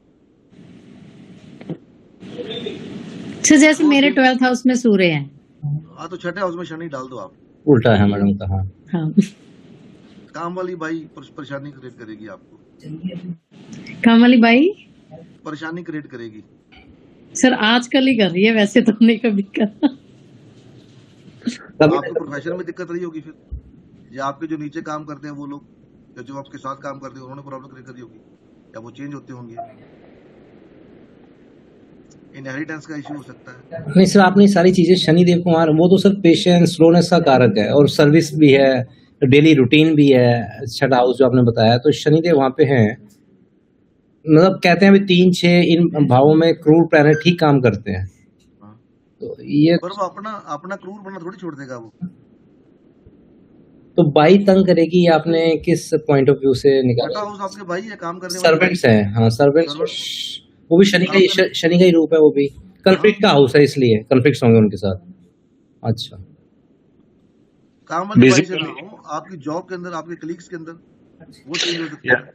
Basically he is trying to say कि जहां पे सूर्य है उसके सामने के घर पे अज्यूम करना है कि शनि वहां बैठा है, तो वहां बैठने के बाद शनि का कारक तत्व क्या है, तो उसमें से कुछ कुछ कुछ आपको मिल जाएगा। तो 12वें हाउस एम का आई करेक्ट सर? 12वें हाउस का बताओ कैसे, क्या क्या भरोसे का हाउस है, 12वें मोक्ष। 12वें हाउस में शनि होगा तो इंसान दिन में एक टाइम का सूर्य देखता है, या चढ़ता हुआ या डूबता हुआ।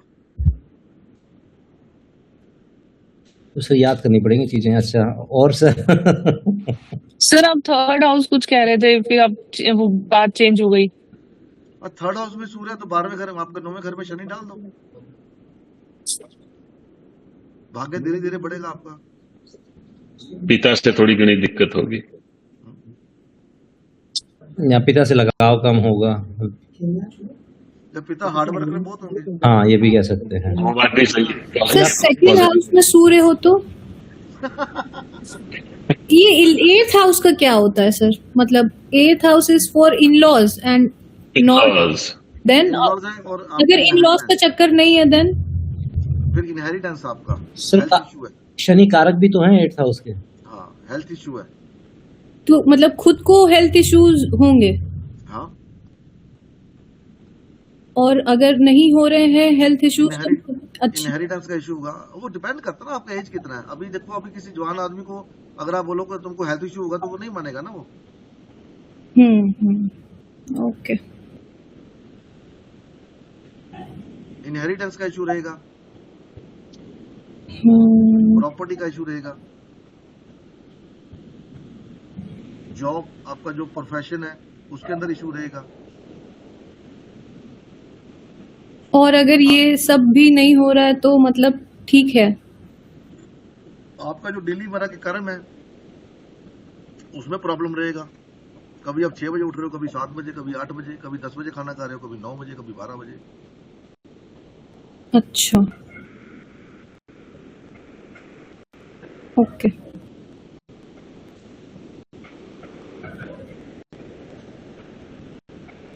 अब इसको आपने ऑब्जर्व करना। मेरे देखो फॉरेन का तो मैं कह नहीं सकता, राइट। ये मैंने कैसे ऑब्जर्व किया है, मेरा अभी तो चलो मेरा वो थोड़ा इशू है, तो मेरा हैबिट है छत के ऊपर सैर करने का शाम को। शाम को जब सूर्यास्त होता है तो जितने कौवे हैं वो ईस्ट की तरफ जाते हैं, इधर से सूर्य निकलता है। नोट कर लेना कभी आप। जो लोग इंडिया में, फॉरेन का मैं कह नहीं सकता, जो लोग इंडिया में रहते हैं। सर एक बार दोबारा रिपीट करेंगे? शाम को सूर्यास्त होता है, जी। शाम के समय आप कभी छत पे जाके देखना, जितने भी कौवे होते हैं, कौवा शनि का ना कौवा, हाँ जी। वो हमेशा आपको ईस्ट की ओर उड़ता हुआ दिखाई देगा। दिग्बल। नहीं सर, ईस्ट, सूर्य तो वेस्ट में हो रहा है ना सर, अस्त। सूर्य वेस्ट में अस्त हो रहा है, हाँ राइट, हाँ, लेकिन कौवे जो हैं वो ईस्ट की तरफ क्यों जा रहे हैं? अपोजिट डायरेक्शन में निकल रहे हैं। अच्छा, बिकॉज कौवे एक शनि का प्रतीक है, हाँ जी, उनका और वहाँ वाहन है उनका शनिदेव। हाँ, और वहाँ पे शनि का दिग्बल भी है। ये यहीं से मैंने यहीं से ऑब्जर्व किया, यहीं से इसको मैंने यूज किया और मेरे को रिजल्ट मिला है। आपको बताइए ना, रिजल्ट देख लो आप। सर अब आपका इस कहने के बाद ना छत पे खड़ा होना पड़ेगा शाम को, मुझे लगता है। सूर्य तो देखा नहीं है, बस देखा ट्राई पड़ेगा। करिए, मैं कहता हूँ ट्राई करिए। मैं आपको दो चीजें बताता हूँ। जो जितने भी कौवे हैं, क्रो हैं, हाँ जी, वो आपको वेस्ट से ईस्ट की तरफ जाते दिखाई देंगे, राइट, शाम के टाइम। शाम के टाइम जब सूर्यास्त हो रहा है। और जितने भी पैरट आपको दिखाई देंगे, पैरट, तोते, हाँ जी। वो साउथ से नॉर्थ की तरफ जाते हैं। पैरेट किन के वाहन है? ये नहीं मैंने देखा, ऑब्जर्व भी नहीं किया उसको मैंने, अच्छा, लेकिन मैंने इससे देखा है कि कुछ ना कुछ इसका लॉजिक है। साउथ से नॉर्थ की तरफ जाते हैं। हाँ। जितने भी पैरट होंगे आप देख लेना कभी भी। ओके, ये भी चेक करना पड़ेगा। वेस्ट से ईस्ट और साउथ से नॉर्थ, दोनों अच्छी डायरेक्शन में जा रहे हैं।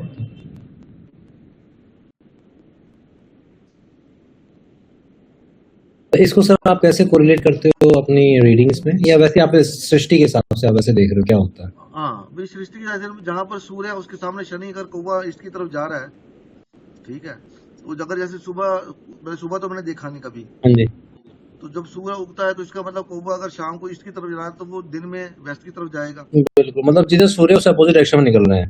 निकल जा रहा है वो। अच्छा, दूर जाने की कोशिश कर रहे हैं सूर्य की डायरेक्शन से। हाँ, तो वो जो दोनों की आपस में बनती भी नहीं सूर्य शनि की, बिल्कुल।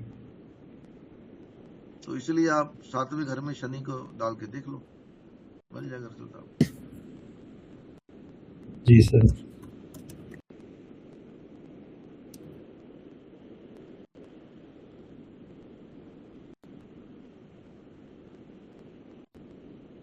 बढ़िया है, बढ़िया। ये सब चीजें ऐड करेंगे उसके अंदर। सर पैरेट कामदेव के वाहन है, अभी चेक किया मैंने। तो नॉर्थ में क्यों जाता है? नॉर्थ में मैंने इसको ऑब्जर्व किया नहीं है एक्चुअली। कामदेव के कारक तो हैं, बट हरा रंग है तो तोता बुध को माना जाता है। तो बुध क्योंकि सूर्य के आसपास ही रहता है, तो जब शाम को सूर्य अस्त हो रहा था तो वो नॉर्थ की तरफ जाता है। जब सुबह सूर्य उगने वाला होता है तो उसकी सबसे पहली लाइट नॉर्थ में आती है, क्योंकि नॉर्थ ईस्ट से निकलता है ना वो। हाँ जी,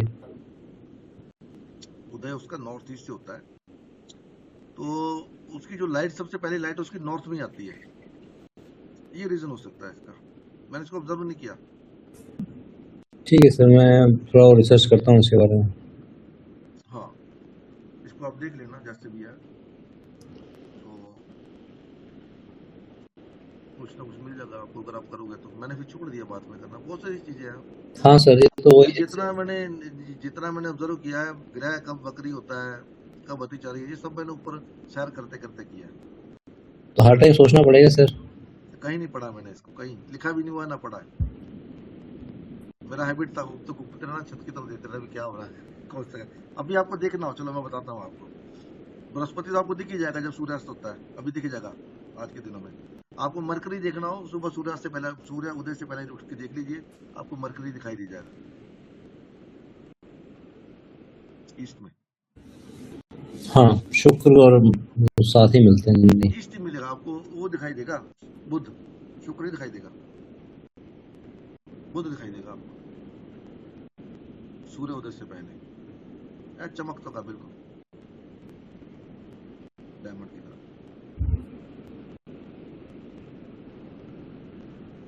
जी सर।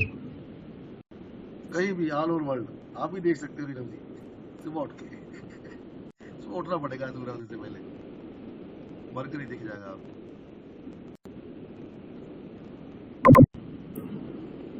ये सब सिखा दूंगा आपको मैं, कहाँ से कैसे क्या देखना है।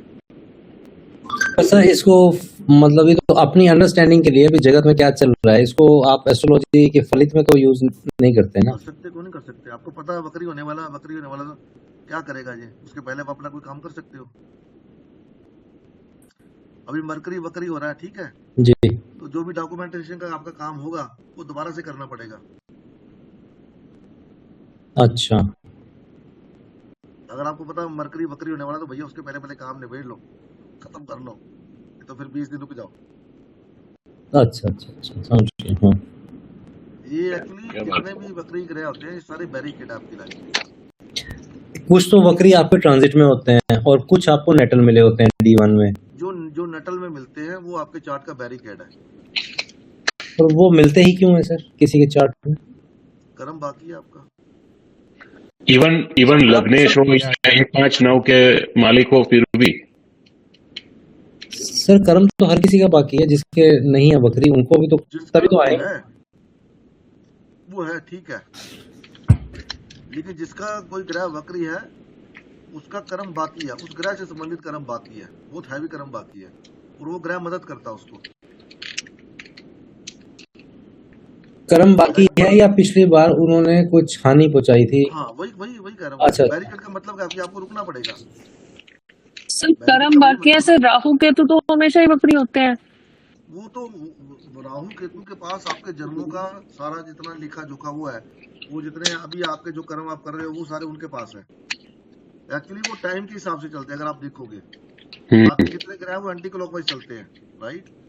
राहु यस केतु हमेशा यस क्लॉकवाइज चलते हैं, यस। तो उनका काम है रिजल्ट देना। एंटी क्लॉक मतलब वो आपका कर्म स्टोर कर रहे हैं। जो भी ग्रह आपके चार्ट में बकरी है वो मतलब समझ लो उसका बृहस्पति बकरी है, तो आपको अपना धर्म निभाने में बहुत ज्यादा कष्ट जाएगा, बहुत ज्यादा दिक्कत होगी आपको। शनि बकरी है तो आपकी काम वाली बाई, आपका काम आपके लिए प्रॉब्लमेटिक है। तो शनि सर अगर गुरु बकरी है तो उसका मतलब गुरु को आपने धर्म निभाया नहीं पास्ट लाइफ में, या धर्म की आलोचना करी है, गुरु की आलोचना करी है। हाँ कुछ भी किया है, इस जन्म में फिर आपको मौका मिलेगा कि भैया सुधार लो। अच्छा ओके ओके। नरेंद्र मोदी का बृहस्पति बकरी है, आप देख लो, राम राम राम राम राम राम और चंदा चोरी। नहीं बुद्ध तो वैसे बच्चों का भी रिप्रेजेंटेटिव मानते हैं, तो बुद्ध बच्चों का कारक है, वो उसमें कोई इशू नहीं है। बुद्ध बकरी है तो आपके अंदर वाणी दोष आ जाएगा। तो मोदी की वाणी में मतलब कमी बुद्ध बकरी थोड़ी ना। अच्छा अच्छा अच्छा अच्छा। बृहस्पति वाणी दोष मतलब हकलाना या जो भी है ये गलत बोल रहा हूँ। आपका बिफर जाओगे कब आपकी वाणी बिगड़ जाएगी पता ही लगेगा आपको। अच्छा ये तो सर आप पहले ही बताया था, वो क्रोध आता है तो जैसे मंगल का दुश्मन जो भी है बुध है, तो जैसे क्रोध आता है पहले आपकी वाणी गलत खराब हो जाती है। आपका पेपर वर्क में इशू रहेगा, बुध बकरी का तो हमेशा दिक्कत आएगी वहाँ। हाँ पेपर वर्क में इशू रहेगा, कभी नाम खराब हो गया, कभी डेट खराब हो गई, कभी कुछ हो गया, हो रहेगा। सर अब जैसे राहु केतु बकरी ही रहते हैं, अगर इनके साथ कोई ग्रह बैठा है वो बकरी हो गया फिर? हाँ तो फिर वो जो ग्रह बकरी होगा वो किसी ना किसी ग्रह की तरह बिहेव करता है, वो डबल। अब देखना पड़ेगा कि कौन सा ग्रह बकरी है। जितने ग्रह बकरी होते हैं ये कहीं किसी, ये राहु केतु में से किसी न किसी एक की तरह बिहेव करते हैं। सपोज शनि है और शनि क्रूर ग्रह है, हाँ तो वो राहु की तरह या केतु की तरह बिहेव करेगा? हाँ बिल्कुल, पर उसका चेष्टा बल भी तो बढ़ जाता है, आपको और हिम्मत मिलती है करने की सर। चेष्टा बल मिलता है, पर आप चेष्टा बल को समझ पाओगे तभी है ना। चेष्टा तो आप कर रहे हो, लेकिन पूरे मन से कर रहे हो कि ऊपर ऊपर से कर रहे हो, उसका बिहेवियर चेंज हो जाएगा, वो किसकी तरह बिहेव कर रहा है। राहु केतु भी फॉरवर्ड मोशन में होते हैं, पता आपको नहीं, ये तो हमेशा बकरी ही सुने हैं। ना? स्तंभी तक तो सर थोड़ा बहुत आइडिया था मुझे, फॉरवर्ड का तो मतलब नहीं सुना कहीं। मैं शो कर सकता हूँ, आपको दिखा दूंगा। जब ग्रहण लगने वाला होता है हाँ जी। अभी सूरज आएगा ना उसमें अगस्त में ऐसे। वीडियो में राहु केतु स्तंभी रहेंगे 1 से 1.5 महीना। फॉरवर्ड मोशन में भी जाएंगे और स्तंभी भी रहेंगे। कैसे देखेंगे सर उसको? कैसे देखेंगे मतलब कैसे दिखाऊंगा आपको मैं? पता चार्ट में कैसे? दिखाऊंगा आपको, चार्ट में दिखाऊंगा आपको, चार्ट पे।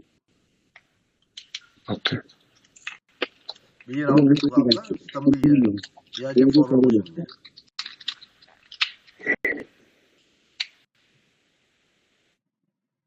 आपको भी आपको अरे बेसिक पता है, मेरे को लगता कुछ भी नहीं आता। आप क्यों किस टाइम पर पैदा हुए आपको पता ही नहीं है। तो इसका भी रीजन होता है सर, पर्टिकुलर टाइम पे अगर बच्चा पैदा हो रहा है तो हाँ क्यों हुआ उसी पर्टिकुलर टाइम पे? हाँ, वजह है ना इसके पीछे कोई ना कोई वजह है। तो सर एक से जेरे में होता है, इनका तो टाइम निकाला जाता है। तो निकालते रहो, कोई बात नहीं। मैडम जो कर्म होता है जिस टाइम आपको मतलब बच्चा होना कर्म होता है थोड़ी पैदा, निकालते उसी टाइम पैदा होता है, वो क्यों होता है उसका कारण क्या है ये हमारे ऋषियों ने, आजकल तो चलो डिग्री आ गई, वो आ गई, सारा आ गया। हमारे जो ऋषि पुराने थे उनके पास तो ना तो कोई लैपटॉप था ना तो कोई सॉफ्टवेयर था। वो पंचांग देके सारा बता दे भी तुम्हारा बच्चा ये होगा, ऐसा होगा, वैसा होगा। कैसे? पंचांग से। ग्रह तो वो बाद में लिखते थे, इस घड़ी में पैदा हुआ है, ये इतने घट्टी का है, ये फलाना है, इतने बजे, ये वो जो भी है, और चीज का मतलब है। आपके नक्षत्र का मतलब है, आपकी तिथि का मतलब है, आपके वार का मतलब है, आपके टाइम का मतलब है, इस टाइम पे आप क्यों पैदा हुए, तो सब सारा डिसाइड सूर्य करता है। आपको कौन सा लगन मिलना सूर्य डिसाइड करता है, और कोई ग्रह डिसाइड नहीं कर पाता। इस टाइम पे आप जन्म लोगे, ये सूर्य डिसाइड करता है। सर मैं कहीं पढ़ रहा था, वो हो सकता है बहुत सारी चीज़ें पढ़ते हैं, ऐसे कुछ समझ आती हैं सही कुछ नहीं। उसमें ये लिखा था कि जितनी बार भी आप जन्म लेते हो आप अपने जन्म में कुछ विवेक इकट्ठा करते हो, और विवेक जैसे ज्योतिष जो सीखते हैं उनकी आत्मा में इस लेवल का विवेक होता है कि वो अपने नेक्स्ट जन्म का समय निर्धारित कर सकें ताकि उनके आगे कर्म अच्छे से पूरे हो पाए। तो बहुत लंबा इशू है जी, बहुत लंबा। आज के टाइम में कहाँ पर आपको मिलेंगे ऐसे जोशी? मतलब जैसे आपको पता है तो धीरे धीरे धीरे आपकी आत्मा में इस जन्म का जो और एडिशनल इकट्ठा होना होगा वो विवेक, आपकी आत्मा उस विवेक पे अगले जन्म का सही समय निर्धारित कर पाएगी। आपने वो शेर सुना है ना, वो क्या शेर है वो, खुद ही को कर बुलंद इतना जी, कि हर तकदीर से पहले खुदा तुझसे पूछे बता तेरी मर्जी है क्या। करेक्ट। ये शेर ऐसे नहीं आया। जो भी सोल जन्म लेती है उससे जो उसको जन्म देता है, भेजता है, उसको पूछता है बता तेरे को कौन कौन सा कर्म निभाना है, कहाँ जाना है, देन उसका निर्धारण होता है, तब वो आता है। ऐसे अपनी मर्जी थोड़ी आ जाता है। सर कोई मतलब मैं फिर कहीं पढ़ रहा था उसमें जन्म लेना भी कोई मजबूरी नहीं है। हर जैसे ऊपर भी आत्माओं का अलग लेवल होता है एस्ट्रल वर्ल्ड में, तो आत्माओं को लगता है भाई हम तो अमर हैं, लेकिन अपने कुछ एक्सपीरियंसेस लेने के लिए आत्मा ने तो मरना नहीं है, इस शरीर के रूप में आते हैं, कुछ भोगते हैं और फिर चले जाएंगे ऐसे। तो आत्मा का जन्म लेना भी कोई मैंडेटरी नहीं है, मतलब वो अपनी स्वेच्छा से आती है। स्वेच्छा से नहीं आती, टाइम होता है। अब आप देखो कलयुग में अब धरती पे इतनी आबादी बढ़ गई है अभी, तो जब कुरुक्षेत्र हुआ था उस समय तो आबादी थी ना जी। वो जो लोग चले गए जैसे उनके कर्म थे वो कलयुग में आ गए। अब इस युग में आगे जो अच्छे कर्म करेंगे वो सतयुग में आएंगे या किसी और युग में जाएंगे। मोक्ष तो मिलता ही नहीं है, मोक्ष तो मिल ही नहीं सकता जब तक आप बिल्कुल अपने आप को जीरो नहीं कर देते। सर मोक्ष का भी मैंने फिर मतलब पढ़ने से ये भी मोक्ष का भी ये लिखा था कि आप मोक्ष को क्या समझते हैं कि मोक्ष भी एक टाइप का फल है। जैसे कोई भी आप मजा लेते हैं, जैसे इंद्र भी है, इंद्र स्वर्ग का मजा लेंगे, उसकी भी ड्यूरेशन है, ऐसे ही मोक्ष की हाँ ड्यूरेशन है, उसके बाद आपको फिर आना पड़ेगा। ऐसा नहीं आना वो पड़ेगा। मोक्ष मिल गया तो आप फ्री हैं, ऐसा नहीं है।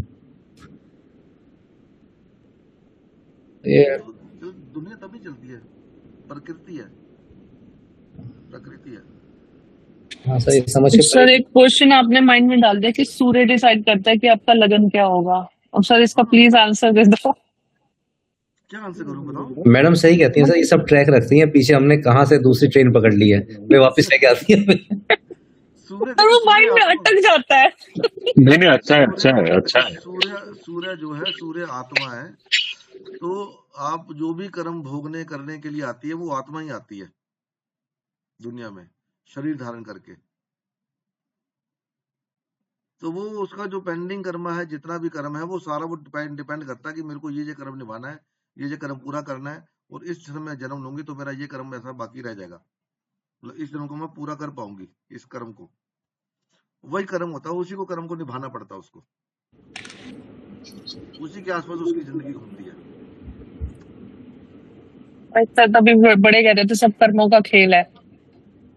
कर्मों का खेल तो है ही है, वो तो है कर्मों का खेल, वो तो ऊपर कोई नहीं बच पाया कर्मों के खेल से, पर आत्मा डिसाइड करती है मेरे को क्या रोल निभाना है, इसमें क्या नहीं निभाना। तो कोई किताब पढ़ रहा था मैं, वो आत्माओं पे थी, तो उसमें कोई एक डॉक्टर है, वो रियल लाइफ है, यूएस के डॉक्टर हैं, वो पीएलआर नहीं होता, पास्ट लाइफ रिग्रेशन, वो कराते हैं। हाँ हाँ हाँ तो उसमें वो ये मतलब जिस एक लेडी का किया, वो काफी ट्रॉमा में रहती थी, उसे हाइट से डर लगता था, अंधेरे से डर लगता था। तो जब उसका ये पास्ट लाइफ रिग्रेशन किया, तो उसने अपने पिछले कई जन्मों की, मतलब 500 600 700 साल तक पुराने की बातें बताई। तो अभी तक वो 80 बार जन्म ले चुकी है, जो उसको याद आया बताया उसने। और किसी में वो एक लड़का होती थी, किसी में फाइटर होती थी, किसी में एक ऐसी लेडी होती थी जिसको कोल्ड हो गया था और एक गुफा में बंद कर दिया था किसी जमाने में, अंधेरे से डर का कारण बेसिकली। तो धीरे धीरे धीरे धीरे धीरे उसने अपने 80 जन्मों की कहानियां बताई। अब कितना सच है कितना नहीं ये नहीं पता, पर उसके फादर के साथ रिलेशन कैसे थे, इस जन्म में उसको क्या क्यों भुगतना पड़ रहा है, काफी चीजें उसको पिछले जन्म के ही एक्सपीरियंसेस से क्लियर हुए, तब उसका डर खत्म हुआ। ये रियल लाइफ एनालिसिस है, वो बुक पब्लिश हुई है सर। हो सकता है ऐसा हो, पर मेरे को लगता नहीं है, क्योंकि आपका देखो, अगर इतना इजी होता तो फिर तो कोई भी चला जाता, ठीक है, ऊपर वाले की मर्जी के बिना कुछ होता नहीं है। ये बात तो सही है सर, बिल्कुल सही बात। जितना आपको पता लगना है उतना ही पता लगने दिया तो जाता ही लगना है, हाँ। तो अगर ऐसा हो सकता तो फिर ऐसे तो हर कोई सोच लेता, यार मैंने कौन से कर्म किए। मान लो चलो अभी मैं ही हूँ, ठीक है, मेरे को लगता कि मैं पुराने जन्म में बड़े पूरे कर्म करके आया हूँ, ठीक है जी।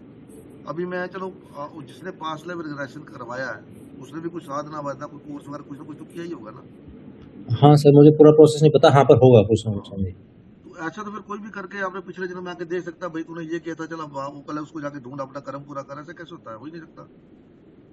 क्यों हमारी यादाश्त को जीरो कर दिया जाता है इस जन्म लेने से पहले, कि अगर हमने कोई बुरे कर्म किए हुए हैं, अगर हमारी इस जन्म में उस बुरे कर्मों को भोगने का हम इरादा करके आए हैं, राइट, तो हम वो सोच सोच के पागल हो जाएंगे, यार मैंने इतना कुछ किया है, मैं इतना बेवकूफ था, मैं इतना पागल था। वो गिल्टी उसको आगे बढ़ने नहीं देगी। अगर उसने अच्छे कर्म किए होंगे तो वो कहेगा, यार मैं तो बड़े अच्छे कर्म करके आया यार, मैं तो इतना कुछ करके आया यार, अहंकार आ जाएगा। इसीलिए हमारा जो बुद्धि है, जो हमारी यादाश्त है, इसको इस जन्म में आने से पहले रोक दिया जाता है। आप देखो, जो बच्चे पैदा होते हैं सुबह कर्म जब भी पैदा होते हैं, तो साल 6 महीने साल वो अपने आप ही रोते हैं, अपने भी कभी कभी हंसते भी आपको दिखाई देंगे, हंस भी रहे हैं, रो भी रहे हैं। क्यों? क्योंकि उनको भी उसका है दिमाग के अंदर। लेकिन जैसे जैसे वो बड़ा होता है तो हम लोग क्या बोलते हैं, बेटा ये तेरा पापा है, ये तेरी मम्मी है, ये तेरे अंकल बड़े खराब है। हम उसका जो पूरा कागज होता है उसके ऊपर अपने जो दुनियादारी ये लिखना शुरू कर देते हैं, ये मुसलमान है, ये हिंदू है, ये फलान है, ये ढिमकान है, ये ऐसे है, वैसे है। अभी तो मोबाइल हाथ में दे दिए छोटे छोटे बच्चों को, तो पुरानी मेमोरी वाश होती चली गई, नहीं वो ले रहे हैं। ये हम आपके पास सही है सर। रामकृष्ण परमहंस ने अपनी वो आत्मकथा उपयोगी में ये लिखा है कि जब वो पैदा हुए तो उन्हें ये नहीं समझ आ रहा था कि मैं इतना लाचार कैसे हूँ, मैं चल नहीं पा रहा हूँ, बाथरूम मेरा वही निकल रहा है, ये लोग बंगाली क्यों बोल रहे हैं, मैं तो हिंदी आती है। तो कुछ जो पहुंचे हुए संत होते हैं वो इतने लेवल के क्लियर होते हैं कि वो लंबे टाइम तक वो चीजें याद रहती हैं उन्हें। वो साधना है ना जी, फिर वो साधना है पिछले जन्मों की, सही बात है। हमारे पास कोई साधन नहीं है, तुमको नहीं पता, या भूल गए? हाँ जी। ये वजह है। सर मैंने कहीं पर एक जगह पढ़ा था कि आपकी कुंडली में मतलब कुछ ऐसे हाउसेस होते हैं जिससे आपका पिछला जन्म जाना जा सकता है। हाँ, छठा हाउस आपका पिछला जन्म है। सर लेकिन उसमें भी हमें कर्मों का पता चलता है कि इस कर्म की वजह से हम ऐसे ऐसे हो रहा है हमारे साथ अरे छठा हाउस कुंडली जो से। आपको बता रहा हूँ, छठा हाउस जो आपका पेंडिंग कर्म है, जो भी छठे हाउस में आपकी राशि पड़ी है वो आपका कर्म है, बाकी उसको निभाना है आपको, बस वही निभाने में दिक्कत आएगी आपको सबसे ज्यादा। सर ये भी रखते हैं कोर्स में सर? वो तो बहुत इजी है, टॉरस राशि वालों के लिए लिब्रा आती है, शादी सबसे बड़ा चैलेंज है उसके लिए। बिल्कुल सही। कैप्रिकॉन हो 6 में, तो जैसे मेरा है, 6 में कैप्रिकॉन हो तो आपके कर्म डेली कर्म है, आपके जॉब है। तो मतलब पिछले जन्मों में कर्म अच्छे से नहीं किए। हाँ, आपके कलीग्स है। अच्छा, ओके। या कलीग के साथ बरतने में दिक्कत आएगी, कुछ ऐसे। हाँ, कुछ ऐसा। आपकी काम वाली बाई है। जो भी राशि आपके छठे घर में पड़ी है उसको मास्टर करना आपके लिए बहुत मुश्किल है, वही प्रॉब्लम क्रिएट करेगी आपकी लाइफ में। सर 12वीं राशि हो तो 12वीं तो आपकी मैरिड लाइफ है, सीधा सीधा बेडरूम लाइफ है आपकी। भरोसा, तो आपने बड़े लोगों का भरोसा तोड़ा है।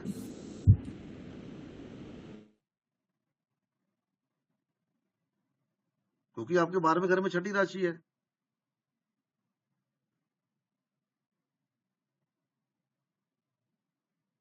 सीधा फंडा है। ठीक है सर, इसको सही मैं है। ऐड करके भेजता हूँ आपके लिस्ट में। कोई बात नहीं, जो मर्जी ऐड कर दो, बस इसको शुरू करूंगा अभी मैं, अभी इसका बना रहा हूँ, मैंने आज बनाना था तो इसको जल्दी शुरू कर दूंगा। कोई भी हो, जिसने नॉर्मल करना है नॉर्मल कर सकता है, जिसने थोड़ा एडवांस में जाना है एडवांस कर सकता है, जितना आपको पता जाएगा मैं पढ़ाता जाऊंगा। और सर मतलब ऐसा भी तो हो सकता है जैसे नॉर्मल से शुरू करें और आगे एडवांस में ज्वाइन करें, या आप दोनों पैरेलल स्टार्ट करोगे, कैसे है? मैं तो देखो फ्री आदमी हूँ, मेरे को तो जो एक दिन वो कर लेंगे, एक दिन वो रख लेंगे, शनि इतवार 2 दिन रख लेंगे, अच्छा। लोगों को छुट्टी होती है, ठीक है, ठीक है, ऐसे कर लेंगे। ठीक है सर। लेकिन वक्त बहुत जाता है इसको करने में। इसको हाँ तैयारी करने में ना, रेडी करने में चीजें पता सर। होता भी आज ये पढ़ाना है, फिर उसके बाद अभी मेरे को दिन में था सारा, फिर वो इतना मैं बिजी हुआ 12:30 साढ़े 12 के बाद, तो टाइम ही नहीं मिला मेरे को। मैंने कहा शायद आज का सेशन हो ही नहीं पाएगा, मेरे को लगता है। नहीं, शुक्रिया फिर आपका, भी टाइम निकाल लिया आपने। हाँ, निकल गया। तो हमारी किस्मत थी, हमने क्वेश्चंस अभी क्लियर कर मेरे को लेते। फोन आ रहे थे, उसको मैंने बोला यार, मैं कहा अभी मेरा सेशन है तो बाद में बात करता हूँ। चलो ठीक है, कोई बात नहीं, फिर वो चला गया। अभी उसके साथ बात करूंगा, 11:45 तो बज ही गए, 11:45 बज गए, पैसा।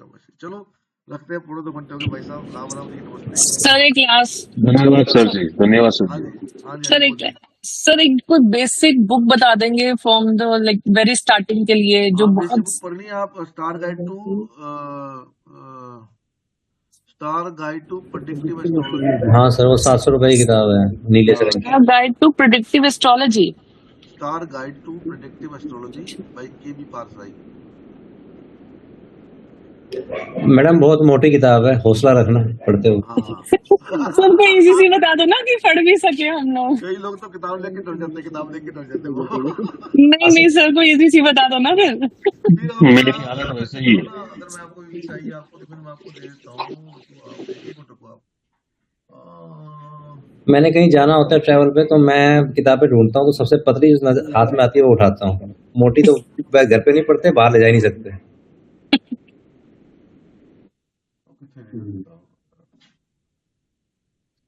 वो ले लो फिर आप, पराज त्रिवेदी की ले लो। पराज त्रिवेदी की है अपना astrology for 21st century. Astrology for 21st century. हाँ, और पराज त्रिवेदी की है, आप वो लेके पढ़ सकते हो। थैंक यू सो। ये बेसिक नॉलेज के लिए आपके लिए अच्छी है।